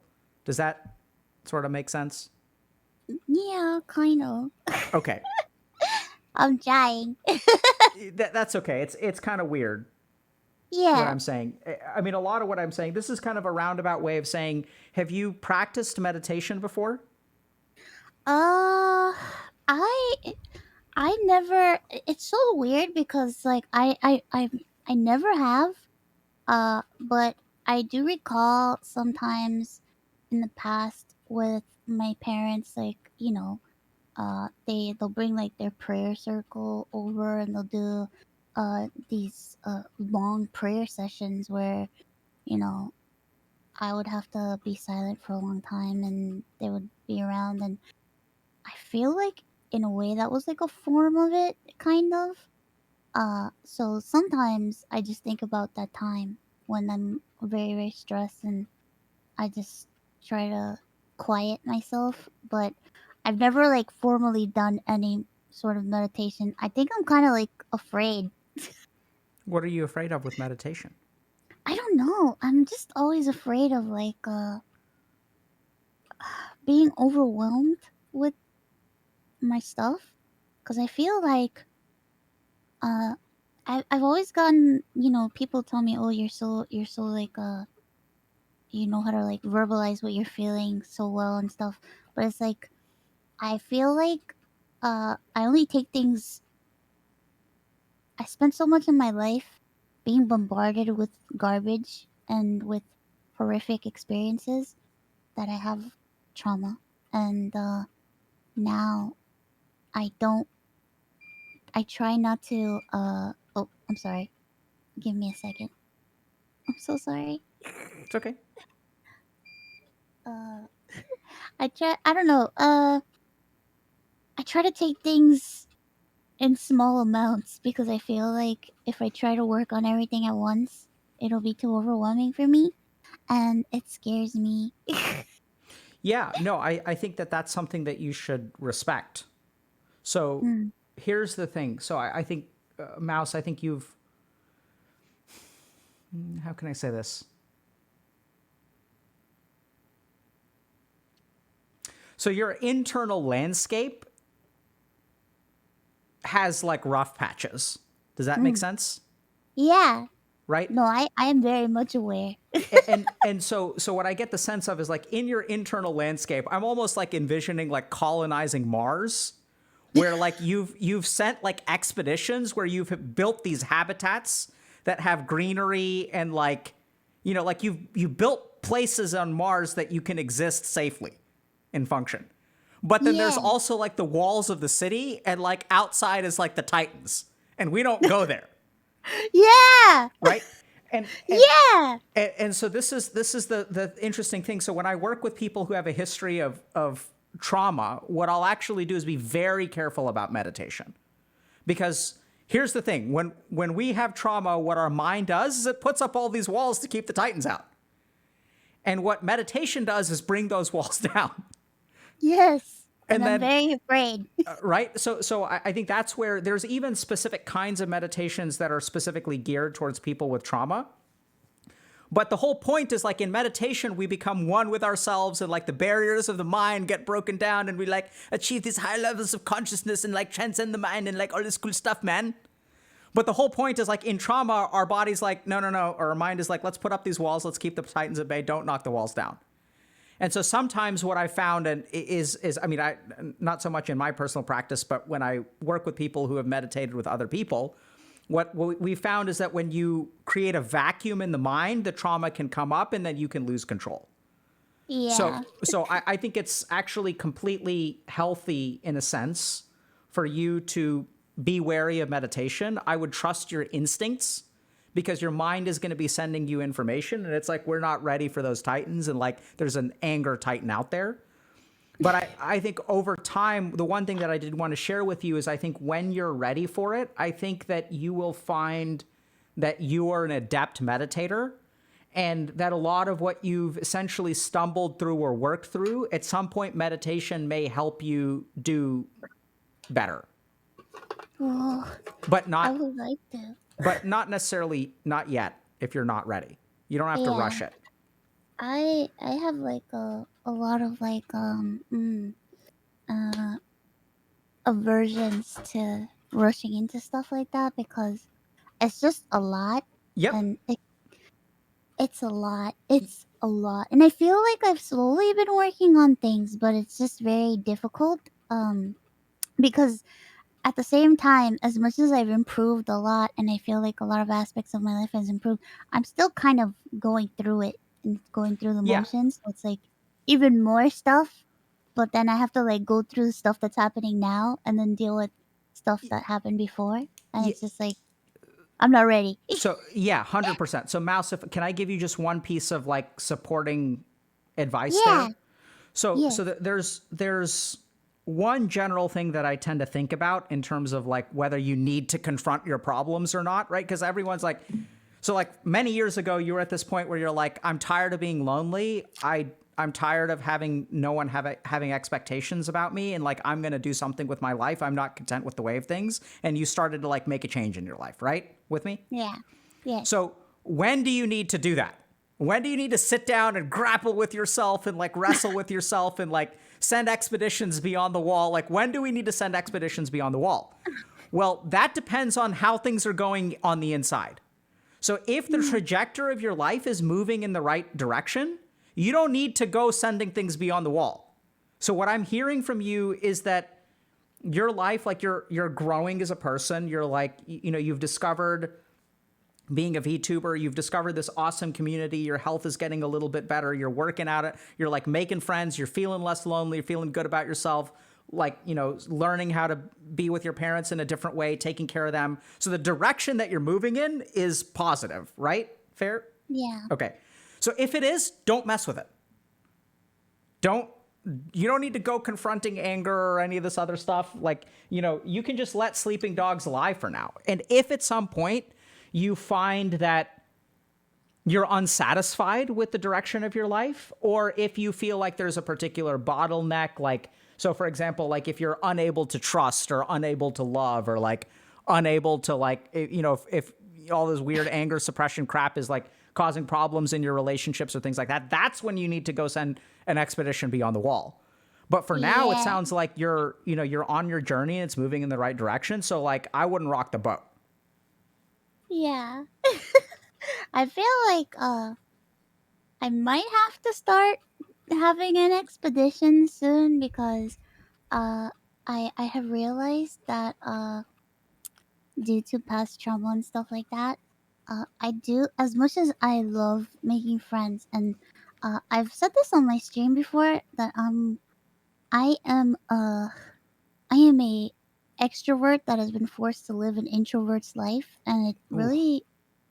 it really like took a toll on me mentally and emotionally, that I think like all those things combined, and the fact that I had to like change my lifestyle and stuff, I have a little bit of an issue with trust when it comes to meeting new people, and it's a little bit of a block, and it's something that in the future I'm not really ready to work on it yet, but I'm meeting people, certain individuals in my life that I really respect them, and I have begun to care about them a lot, and I want to begin to start trusting because I want to be able to uh, I want to be able to share myself more with them and share more about what I've been through in my life and be more open so that they can understand me better and understand why I am the way I am.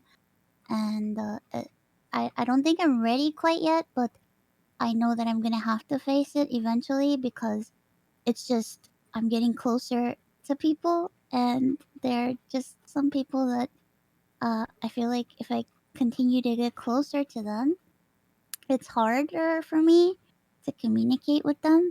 And I don't really want to have that sort of block when the time comes. You know, I don't even know if this makes sense. Oh, I think it makes a lot of sense.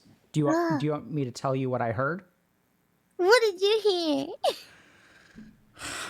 So the first thing is, I was like, it's okay, Mouse. You don't have to confront your anger. You don't need to send expeditions. And you're like, well, actually, Actually, maybe we're coming up on the time where we need to send an expedition.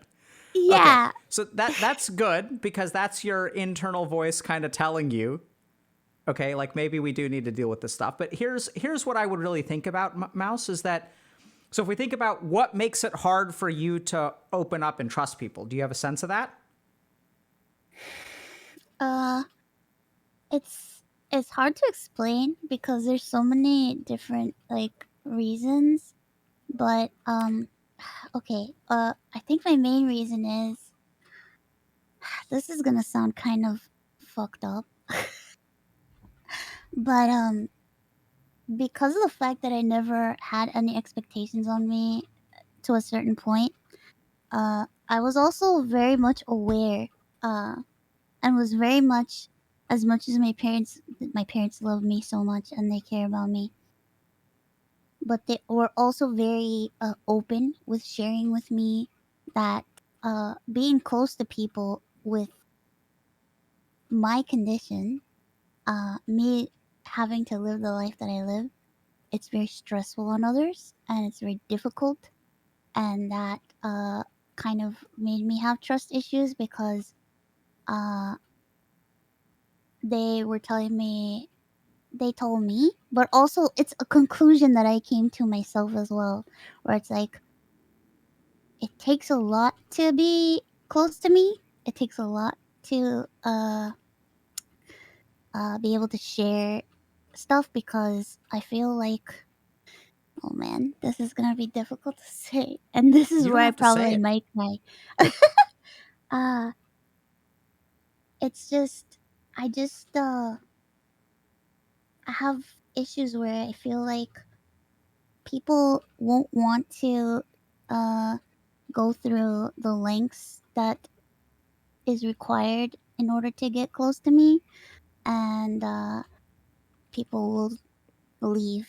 And um, I've experienced in the past people that I used to be close to, and when shit gets hard and my life is very uncertain, I've had people stop coming around and stop checking up on me, and I know that it's very emotionally draining and it's a lot of stress and a lot of strain, and it's something in my heart and in my mind that I said I will never force anyone to uh, go through the pain of being my friend.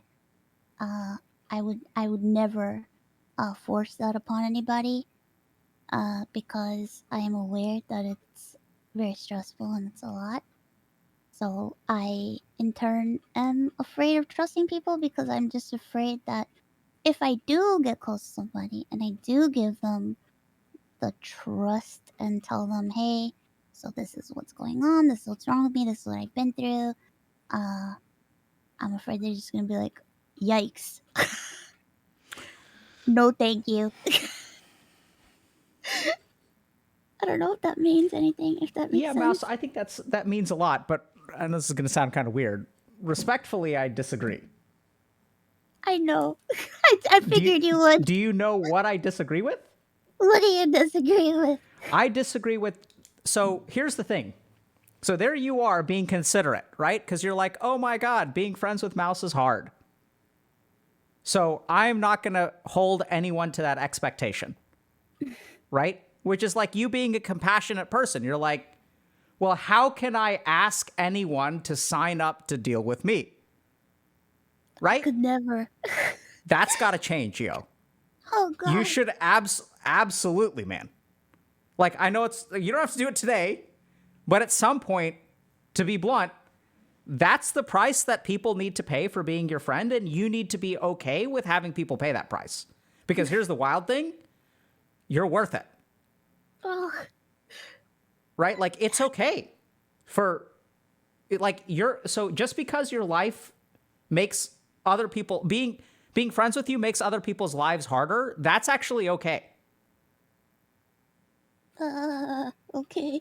Right? You may not be able to let that sink in now, but that's part of life. Like we don't, the people that we're friends with are not people because they just make our life like net positive. Right? That's not what friendship is. Yeah. It's like, yeah, like part of, and this is where I sort of get it, right? Because you don't want to put anyone through that. But the whole point is that, I get that. But also, like, that's okay. Like, that's something that, don't make the same mistake with people that people made with you, which is like, don't hold them to any expectations. Like, just because you're sick, and we talked about how almost damaging it is for people to, like, give up hope on what you're capable of. And that's also where, like, if you give up hope on what people are capable of, then you're never going to give them a chance to, like, show you that you kind of, like, are worth it, Oh, man. But it's going to be hard. Don't get me wrong. Like, God. it's going to be terrifying. Oh, God. Yeah, I know. Right? So, like, it's going to be hard to, like approach someone and be like, yeah, my life is shit right now. It's going to be a very emotionally draining, but you owe me this, bitch. Right? I had a friend of mine basically be like, why not just trust me, it's fine. I'm okay. I can handle it. And I'm like, I don't know. And they're like, you need to stop. I'm willing to go through this. I'm okay. And still in my head I'm just like, oh God, they're gonna Yeah, so and that's where that person also needs to understand, and both y'all need to understand, when they say I can handle it, like, they may not be able to. But this is the important thing. Handling it doesn't mean, like, that shouldn't be the whole point of being friends with someone and, like, loving someone is that you share with them shit that they can't handle. But, like, that's okay. Like, the prerequisite shouldn't be whether they can handle it or not. The prerequisite should be, like, you just sharing it. If they can't handle it, like, that's okay. Like, that's just what life is, right? You're not always able to handle everything. Yeah. I know it's kind of weird, but you'll get there. I want to get there eventually. Yeah, you'll get there. Just go slow. Don't send everyone beyond the wall. It's dangerous out there. Yeah, no. You'll get eaten by the Titans, dude. No. They'll just have their, like, manic grins while they stuff you into their mouth and just gobble you up, But I think at some point, like, I get that it's terrifying. The other thing that I'd just like to share with you is I wonder how much of it's, you've mentioned that you've lost control in the past. And so I wonder how much of it's hard for you to trust other people, actually, because you're afraid that, like, if you cross a particular line with them, you'll lose control. And then you'll be subjecting them to all of the crap. And you don't want to do that to them. No. Which is where I say gently, fuck them. Let them have it. It's just like this thing, because it's like my whole life I felt like a burden to my family, that, like, I feel like I'm a burden to people. Yeah. To anyone involved. So go for it. That's the whole point of being friends with someone. Oh God. Right? Like, no. like friendship, the whole point of friendship is that it's not like it's not like a net positive interaction in that way. Like, that's not, friendship is about, like, go for it. It's okay. I mean, I know it doesn't feel that way, but anyway, friendship is not about people, like, just making your life better in terms of, like, money and happiness and stuff like that. The whole point is that, you're going to be a burden to people, and, like, that's okay. And, like, people sign up for that, and that's what you do as someone's friend. Right? Like, think about, like, the reverse position, and then I'll stop talking. But, if someone was a burden to you, like, how would you be like, oh man, like, you're such a burden to me, like, I'm not going to see you anymore. I could never. Absolutely. And that's where, like, feeling loved and feeling accepted, Mouse, you got to give people the chance. And here's the thing. If all you ever do, so I was working with someone who was very wealthy.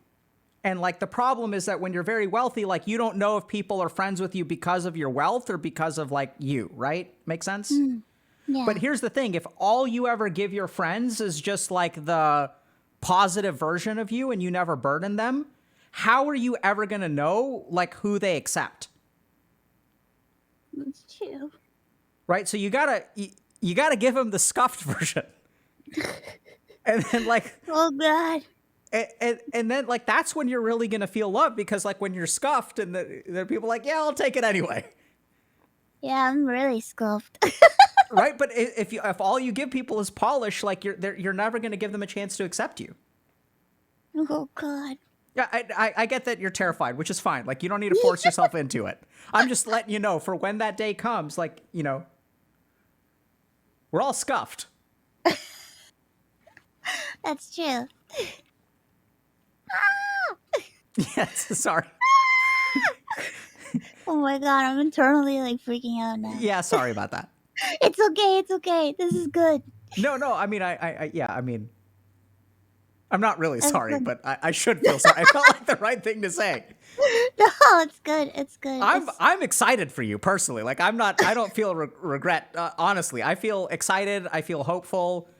I feel like somewhere along the way, I think what you really have to give is different from what you think you have to give, which obviously makes me a dumbass because you know better your life than I do. But I think part of what you've demonstrated through what you've done as a VTuber is that when you authentically share a piece of yourself that is a little bit scuffed, is a little bit messed up, that's actually what causes people to respond to you, right? Because so many of your experiences about being an outsider, you didn't show up and start saying like, oh my God, I'm such an awesome person and I have so many friends. No, it's like, I'm an outsider, I'm sick, I can't live a regular life.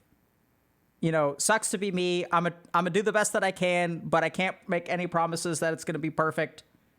And that's interestingly enough, what's so damn authentic and like what is so damn engaging for people. Oh, thank you. I say that every day when I wake up. I just say I just want to do my best. That's all. Yeah. That's all I want to do. I want to do my And best. that's really what you owe people. You don't owe people a good job. What you owe people is doing your best. And I really hope for you that at some point in the future, you're able to have friends who can accept you for doing your best instead of doing a good job. They already do. It's just I have to accept that they do. Yeah, that's on you, dude. It's not on them. I have wonderful friends now they're just so. I always get surprised at the kindness that I receive because I just don't expect people Yeah. to be kind, and I don't expect people to be so nice to me. And like even so I belong to a company called VShojo. It's a VTuber company with other girls.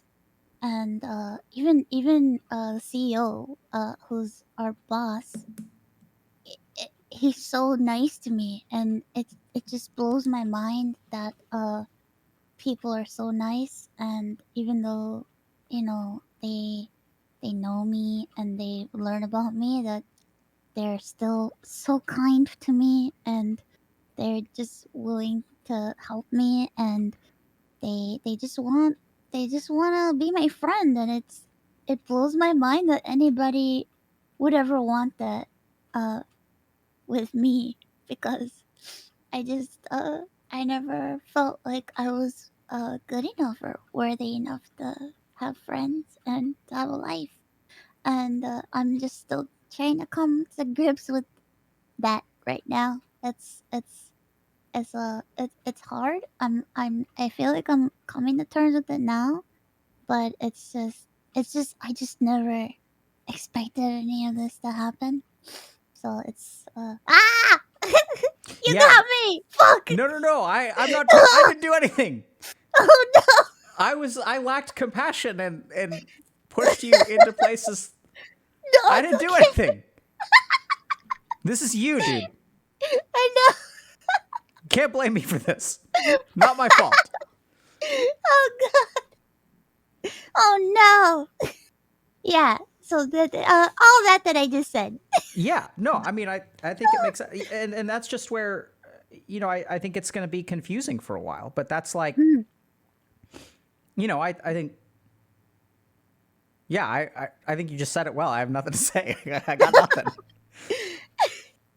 You know, it's just, Oh, it's going to take a little time for you to really. So here's what I will say. Okay.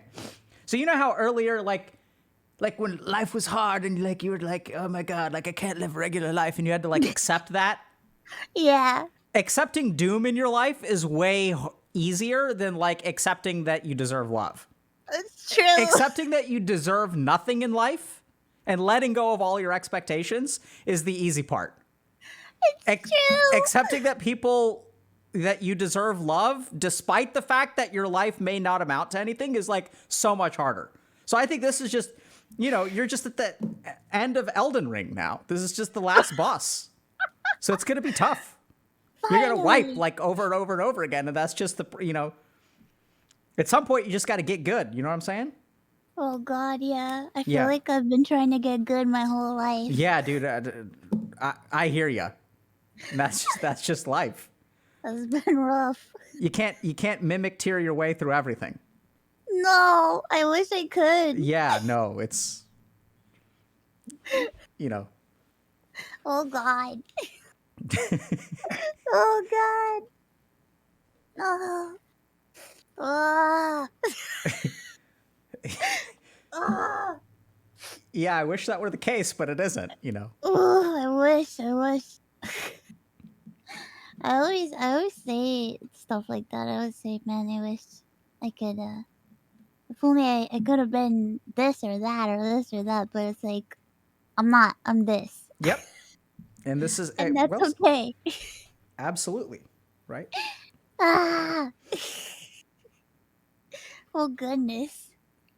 I'm not crying. I'm not crying either. Look at my face. I think I'm not if crying. you're crying a little bit, that's okay. But, you know, Yeah. it's a good, you know, it's okay. You got yeah, this. it's good. It's good. You It's got to good. wipe a few more times. That's all. Yeah. You'll get and it. it's just- You'll get there. It's just a little dehydration. It's okay. Well, Oh, God. I think are we done? I don't know. I don't know. I feel like this is the end. There's no. I don't know. Oh, dear. You okay? Yeah, I'm okay. I feel like this is where I don't think we can push past this. Maybe is what I mean to say. Yeah, I feel like I feel very exposed right now. Yeah. I mean, that's why we have to like, because we don't want to keep going. You get what I'm saying? Like, Yeah, so I think we're. yeah, I think so. Yeah. Oh my God, Did we I can't believe I overstep? said that. No, Okay. no, not at all. Okay. Not at all. Because Not at all. that would, you know, that's No, not good. no, But not at all. Of course, there's just things that I just can't say. yeah, But you're, yeah. yeah, You know, we're good. We're good. yeah, Okay. yeah. Okay. Well, any last kind of thoughts or comments? I laugh a lot when I'm very nervous, I- and I'm very laughable. I'm a laughable person. I'm a laugh person. Yeah. That's totally fine. Yeah. Yeah. So I just I want to say, laugh so I won't cry. Mouse, thank you so much for coming on today. Thank you so much for Oh, sharing your story. I think thank you. if I can just offer like some simple closing thoughts, I think it's like, Mm. it's really fascinating because in so much of life, we wear a mask on our real face, right? And we don't actually like connect with people, or we don't show authenticity. And I think what you've sort of managed to do is kind of rediscover who you are through like being a VTuber and like connecting with Yeah. people and sharing like so much of your struggles, which I think a lot of people actually relate to, especially this stuff of sort of being an outsider, being denied in a sense a regular life, and sort of having to work through some of that loss of expectation and sort of really having to work through like, okay, I can't live a normal life. So what am I going to do? Am I just going to like, people have sort of almost given up on you. And like even doctors are sort of telling you like our goal is making you comfortable, which I'm sort of hearing you weren't really willing to accept that. No.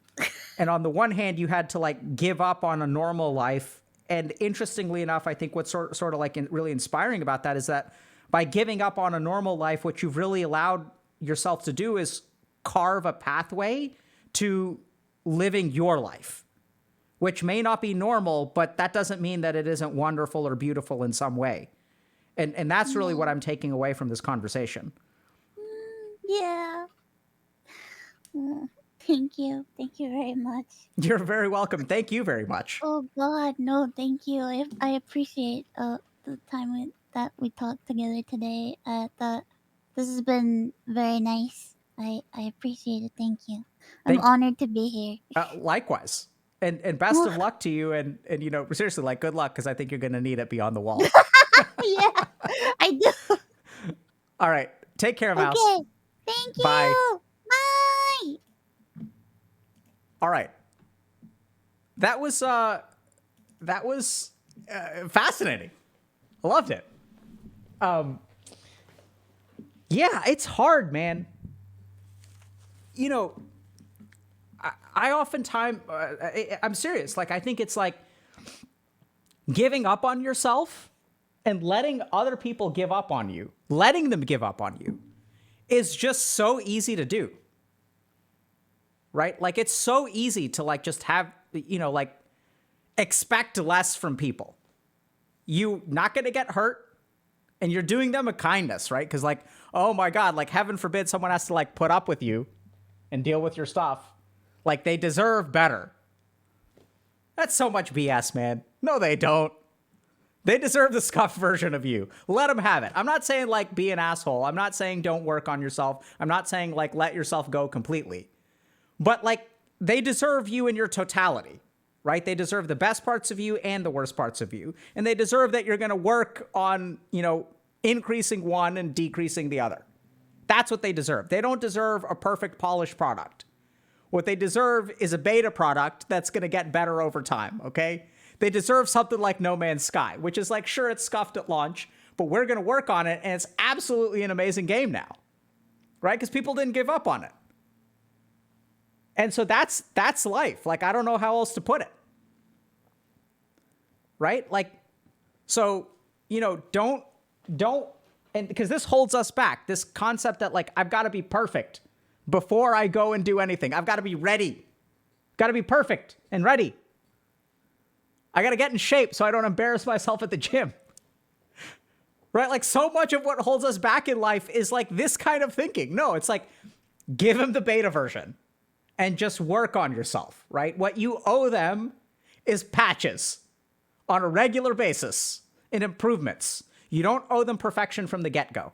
And the problem is we hold ourselves back from so much in life because we want to be perfect before we take the first step forward. It's like one step at a time.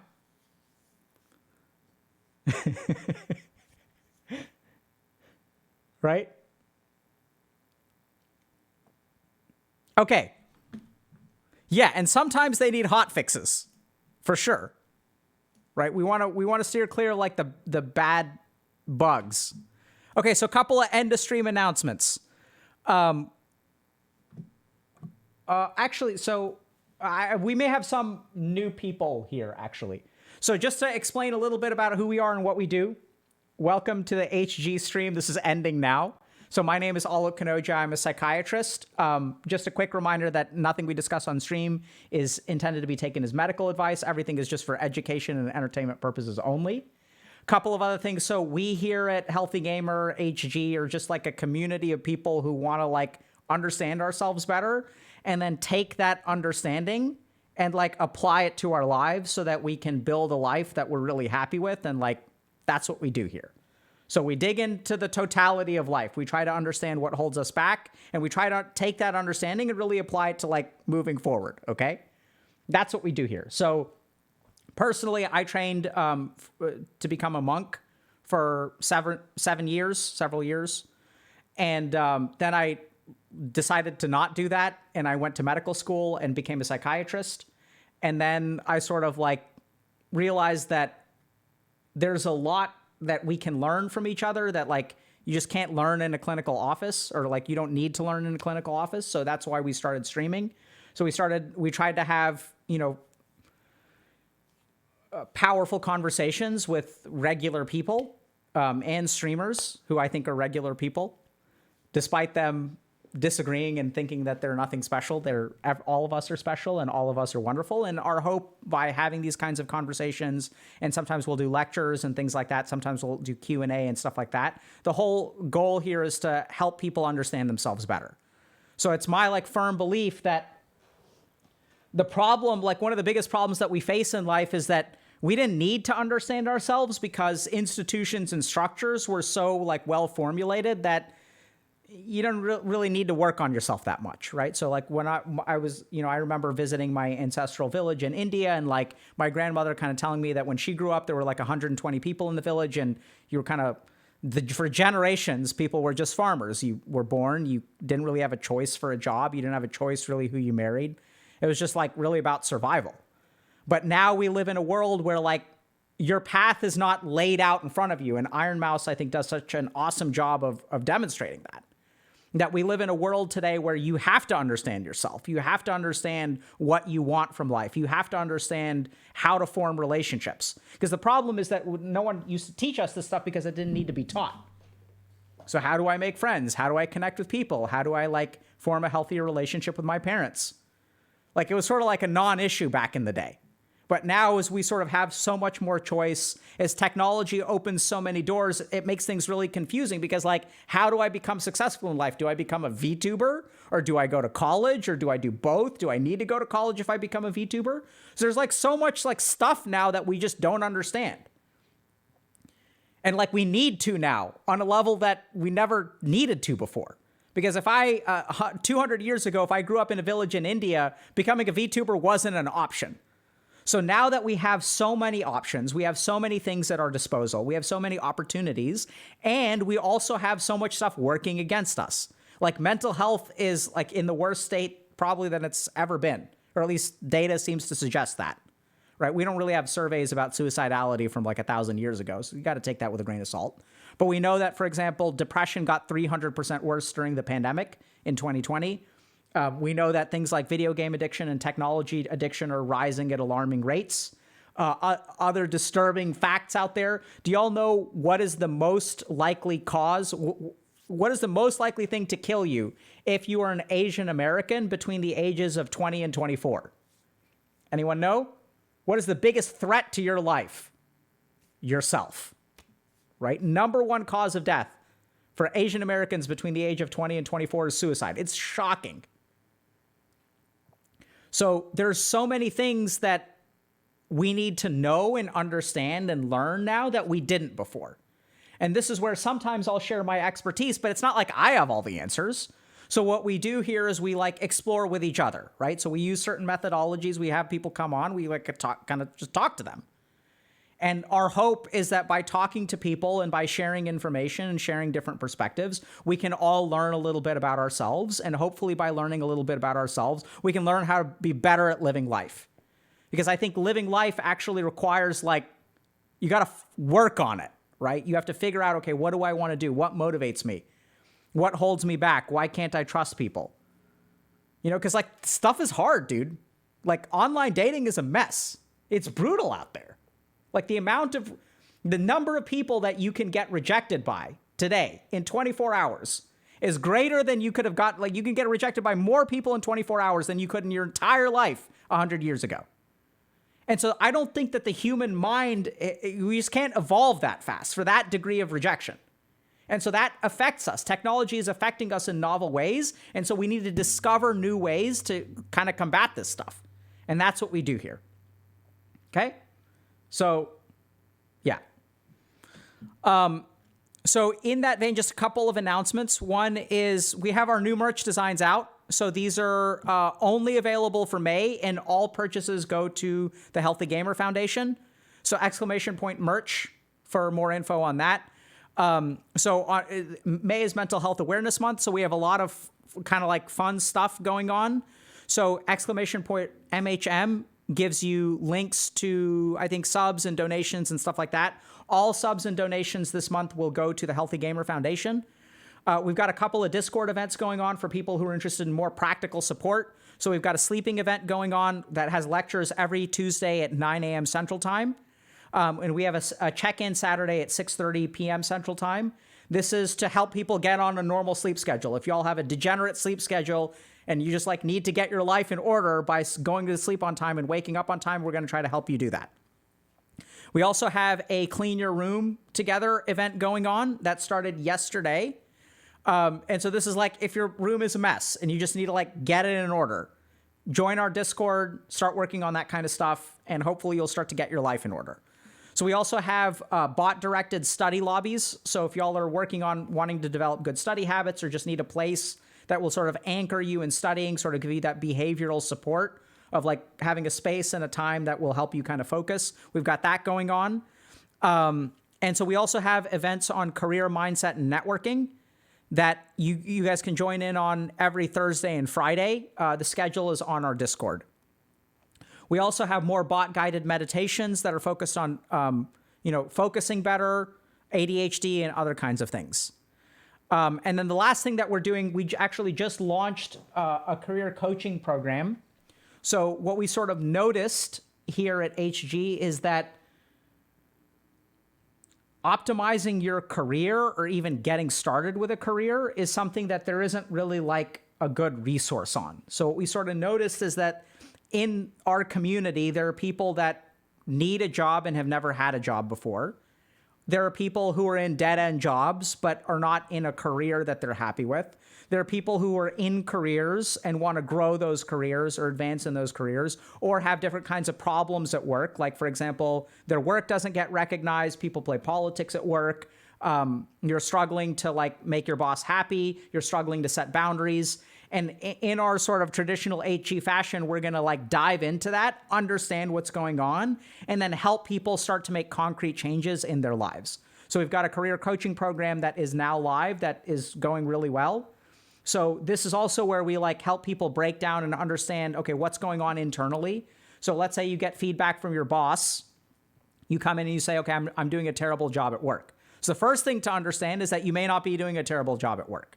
So our coaches are sort of very adept at sort of, first of all, figuring out, is this a cognitive bias or is this like actual feedback that you're getting?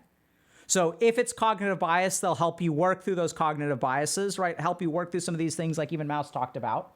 Like, I have low self-esteem. If you have low self-esteem, how do you think that affects your perception of your job performance? And so this is what I think is missing from a lot of the resources out there. So people will hold seminars and people will write books and stuff like that. But what's really missing in a lot of career advice is like, what is your mind's contribution to your problems, right? How much are you held back by your own perceptions and your own cognitive biases? And so once you work through those perceptions and cognitive biases, then it goes to more practical stuff. So if you get a bad performance review, how should you address that? Is this a skill gap, an effort gap, or a style gap? And there are 3 different, major reasons why you don't do well at work, assuming the feedback is legitimate. And so one of those can be something like a skill gap. So you literally don't know how to do something that you're being told to do. So how do you fix that? What are the different ways that you can correct a skill gap? How do you ask for help at work? How can you role play with your coach to sort of figure out how to pitch that to your boss in such a way that they receive it well and they give you the support that you need and teach you the skills that you need to learn? Or is it an effort gap? It's not that you don't know how to do it. It's that you're not feeling motivated or you're burnt out. How do you address effort gaps? How do you sort of discover or uncover motivation? How do you discover where burnout really comes from? So coaches are adept at helping people work with that. And the last thing is a style gap, which a lot of people don't even think about, which is that it's not that you're doing anything wrong. It's just you're doing it one way and someone at work wants you to do it a different way. So how do you have conversations about stylistic things that people are happy with? It's not that you're underperforming. It's just, I recently saw like something idiotic, which is that someone didn't use punctuation or didn't capitalize their name or something on a math assignment and they got a 0. And it's like, the math homework is correct. It's just You didn't include something which is like a stylistic thing. It's a preference. And sometimes we get punished for preferences, which don't actually impact our work. And so how do you have conversations about that? Do you sort of adjust your style? Do you have a conversation and sort of say to people, okay, like I'm actually doing what you're asking me to do. I'm just doing it in a different way, and kind of notifying them of that in sort of a respectful way. So there are a lot of different problems here. The point is, by sitting down, talking to people who are in these work situations, kind of in the in-depth way that we do at HG, we can come to a lot of different conclusions. And as we synthesize those conclusions over 8,000, 10,000, 12,000 clients that we've worked with, then as we kind of put all that together, we can sort of distill that into a formula that a coach can help you with. So that's what we're doing for career coaching. If y'all are interested in stuff like that, by all means, sign up. Just a reminder that career coaching, you don't have to have a career. We also help people sort of get their first job, help people who are in dead-end jobs find a job that is better for them or feels more like a career. So that's kind of what we do. That also is adjusting to the needs of what our community is and what people need nowadays. Because sometimes we're like 23 years old, we're kind of like living in mom's basement, and we like know we need to get financially independent, but we don't know how to get started. So coaches can help you with that too. So exclamation point vacation in chat gives you the link. That's wild. Why is it vacation? What? Okay.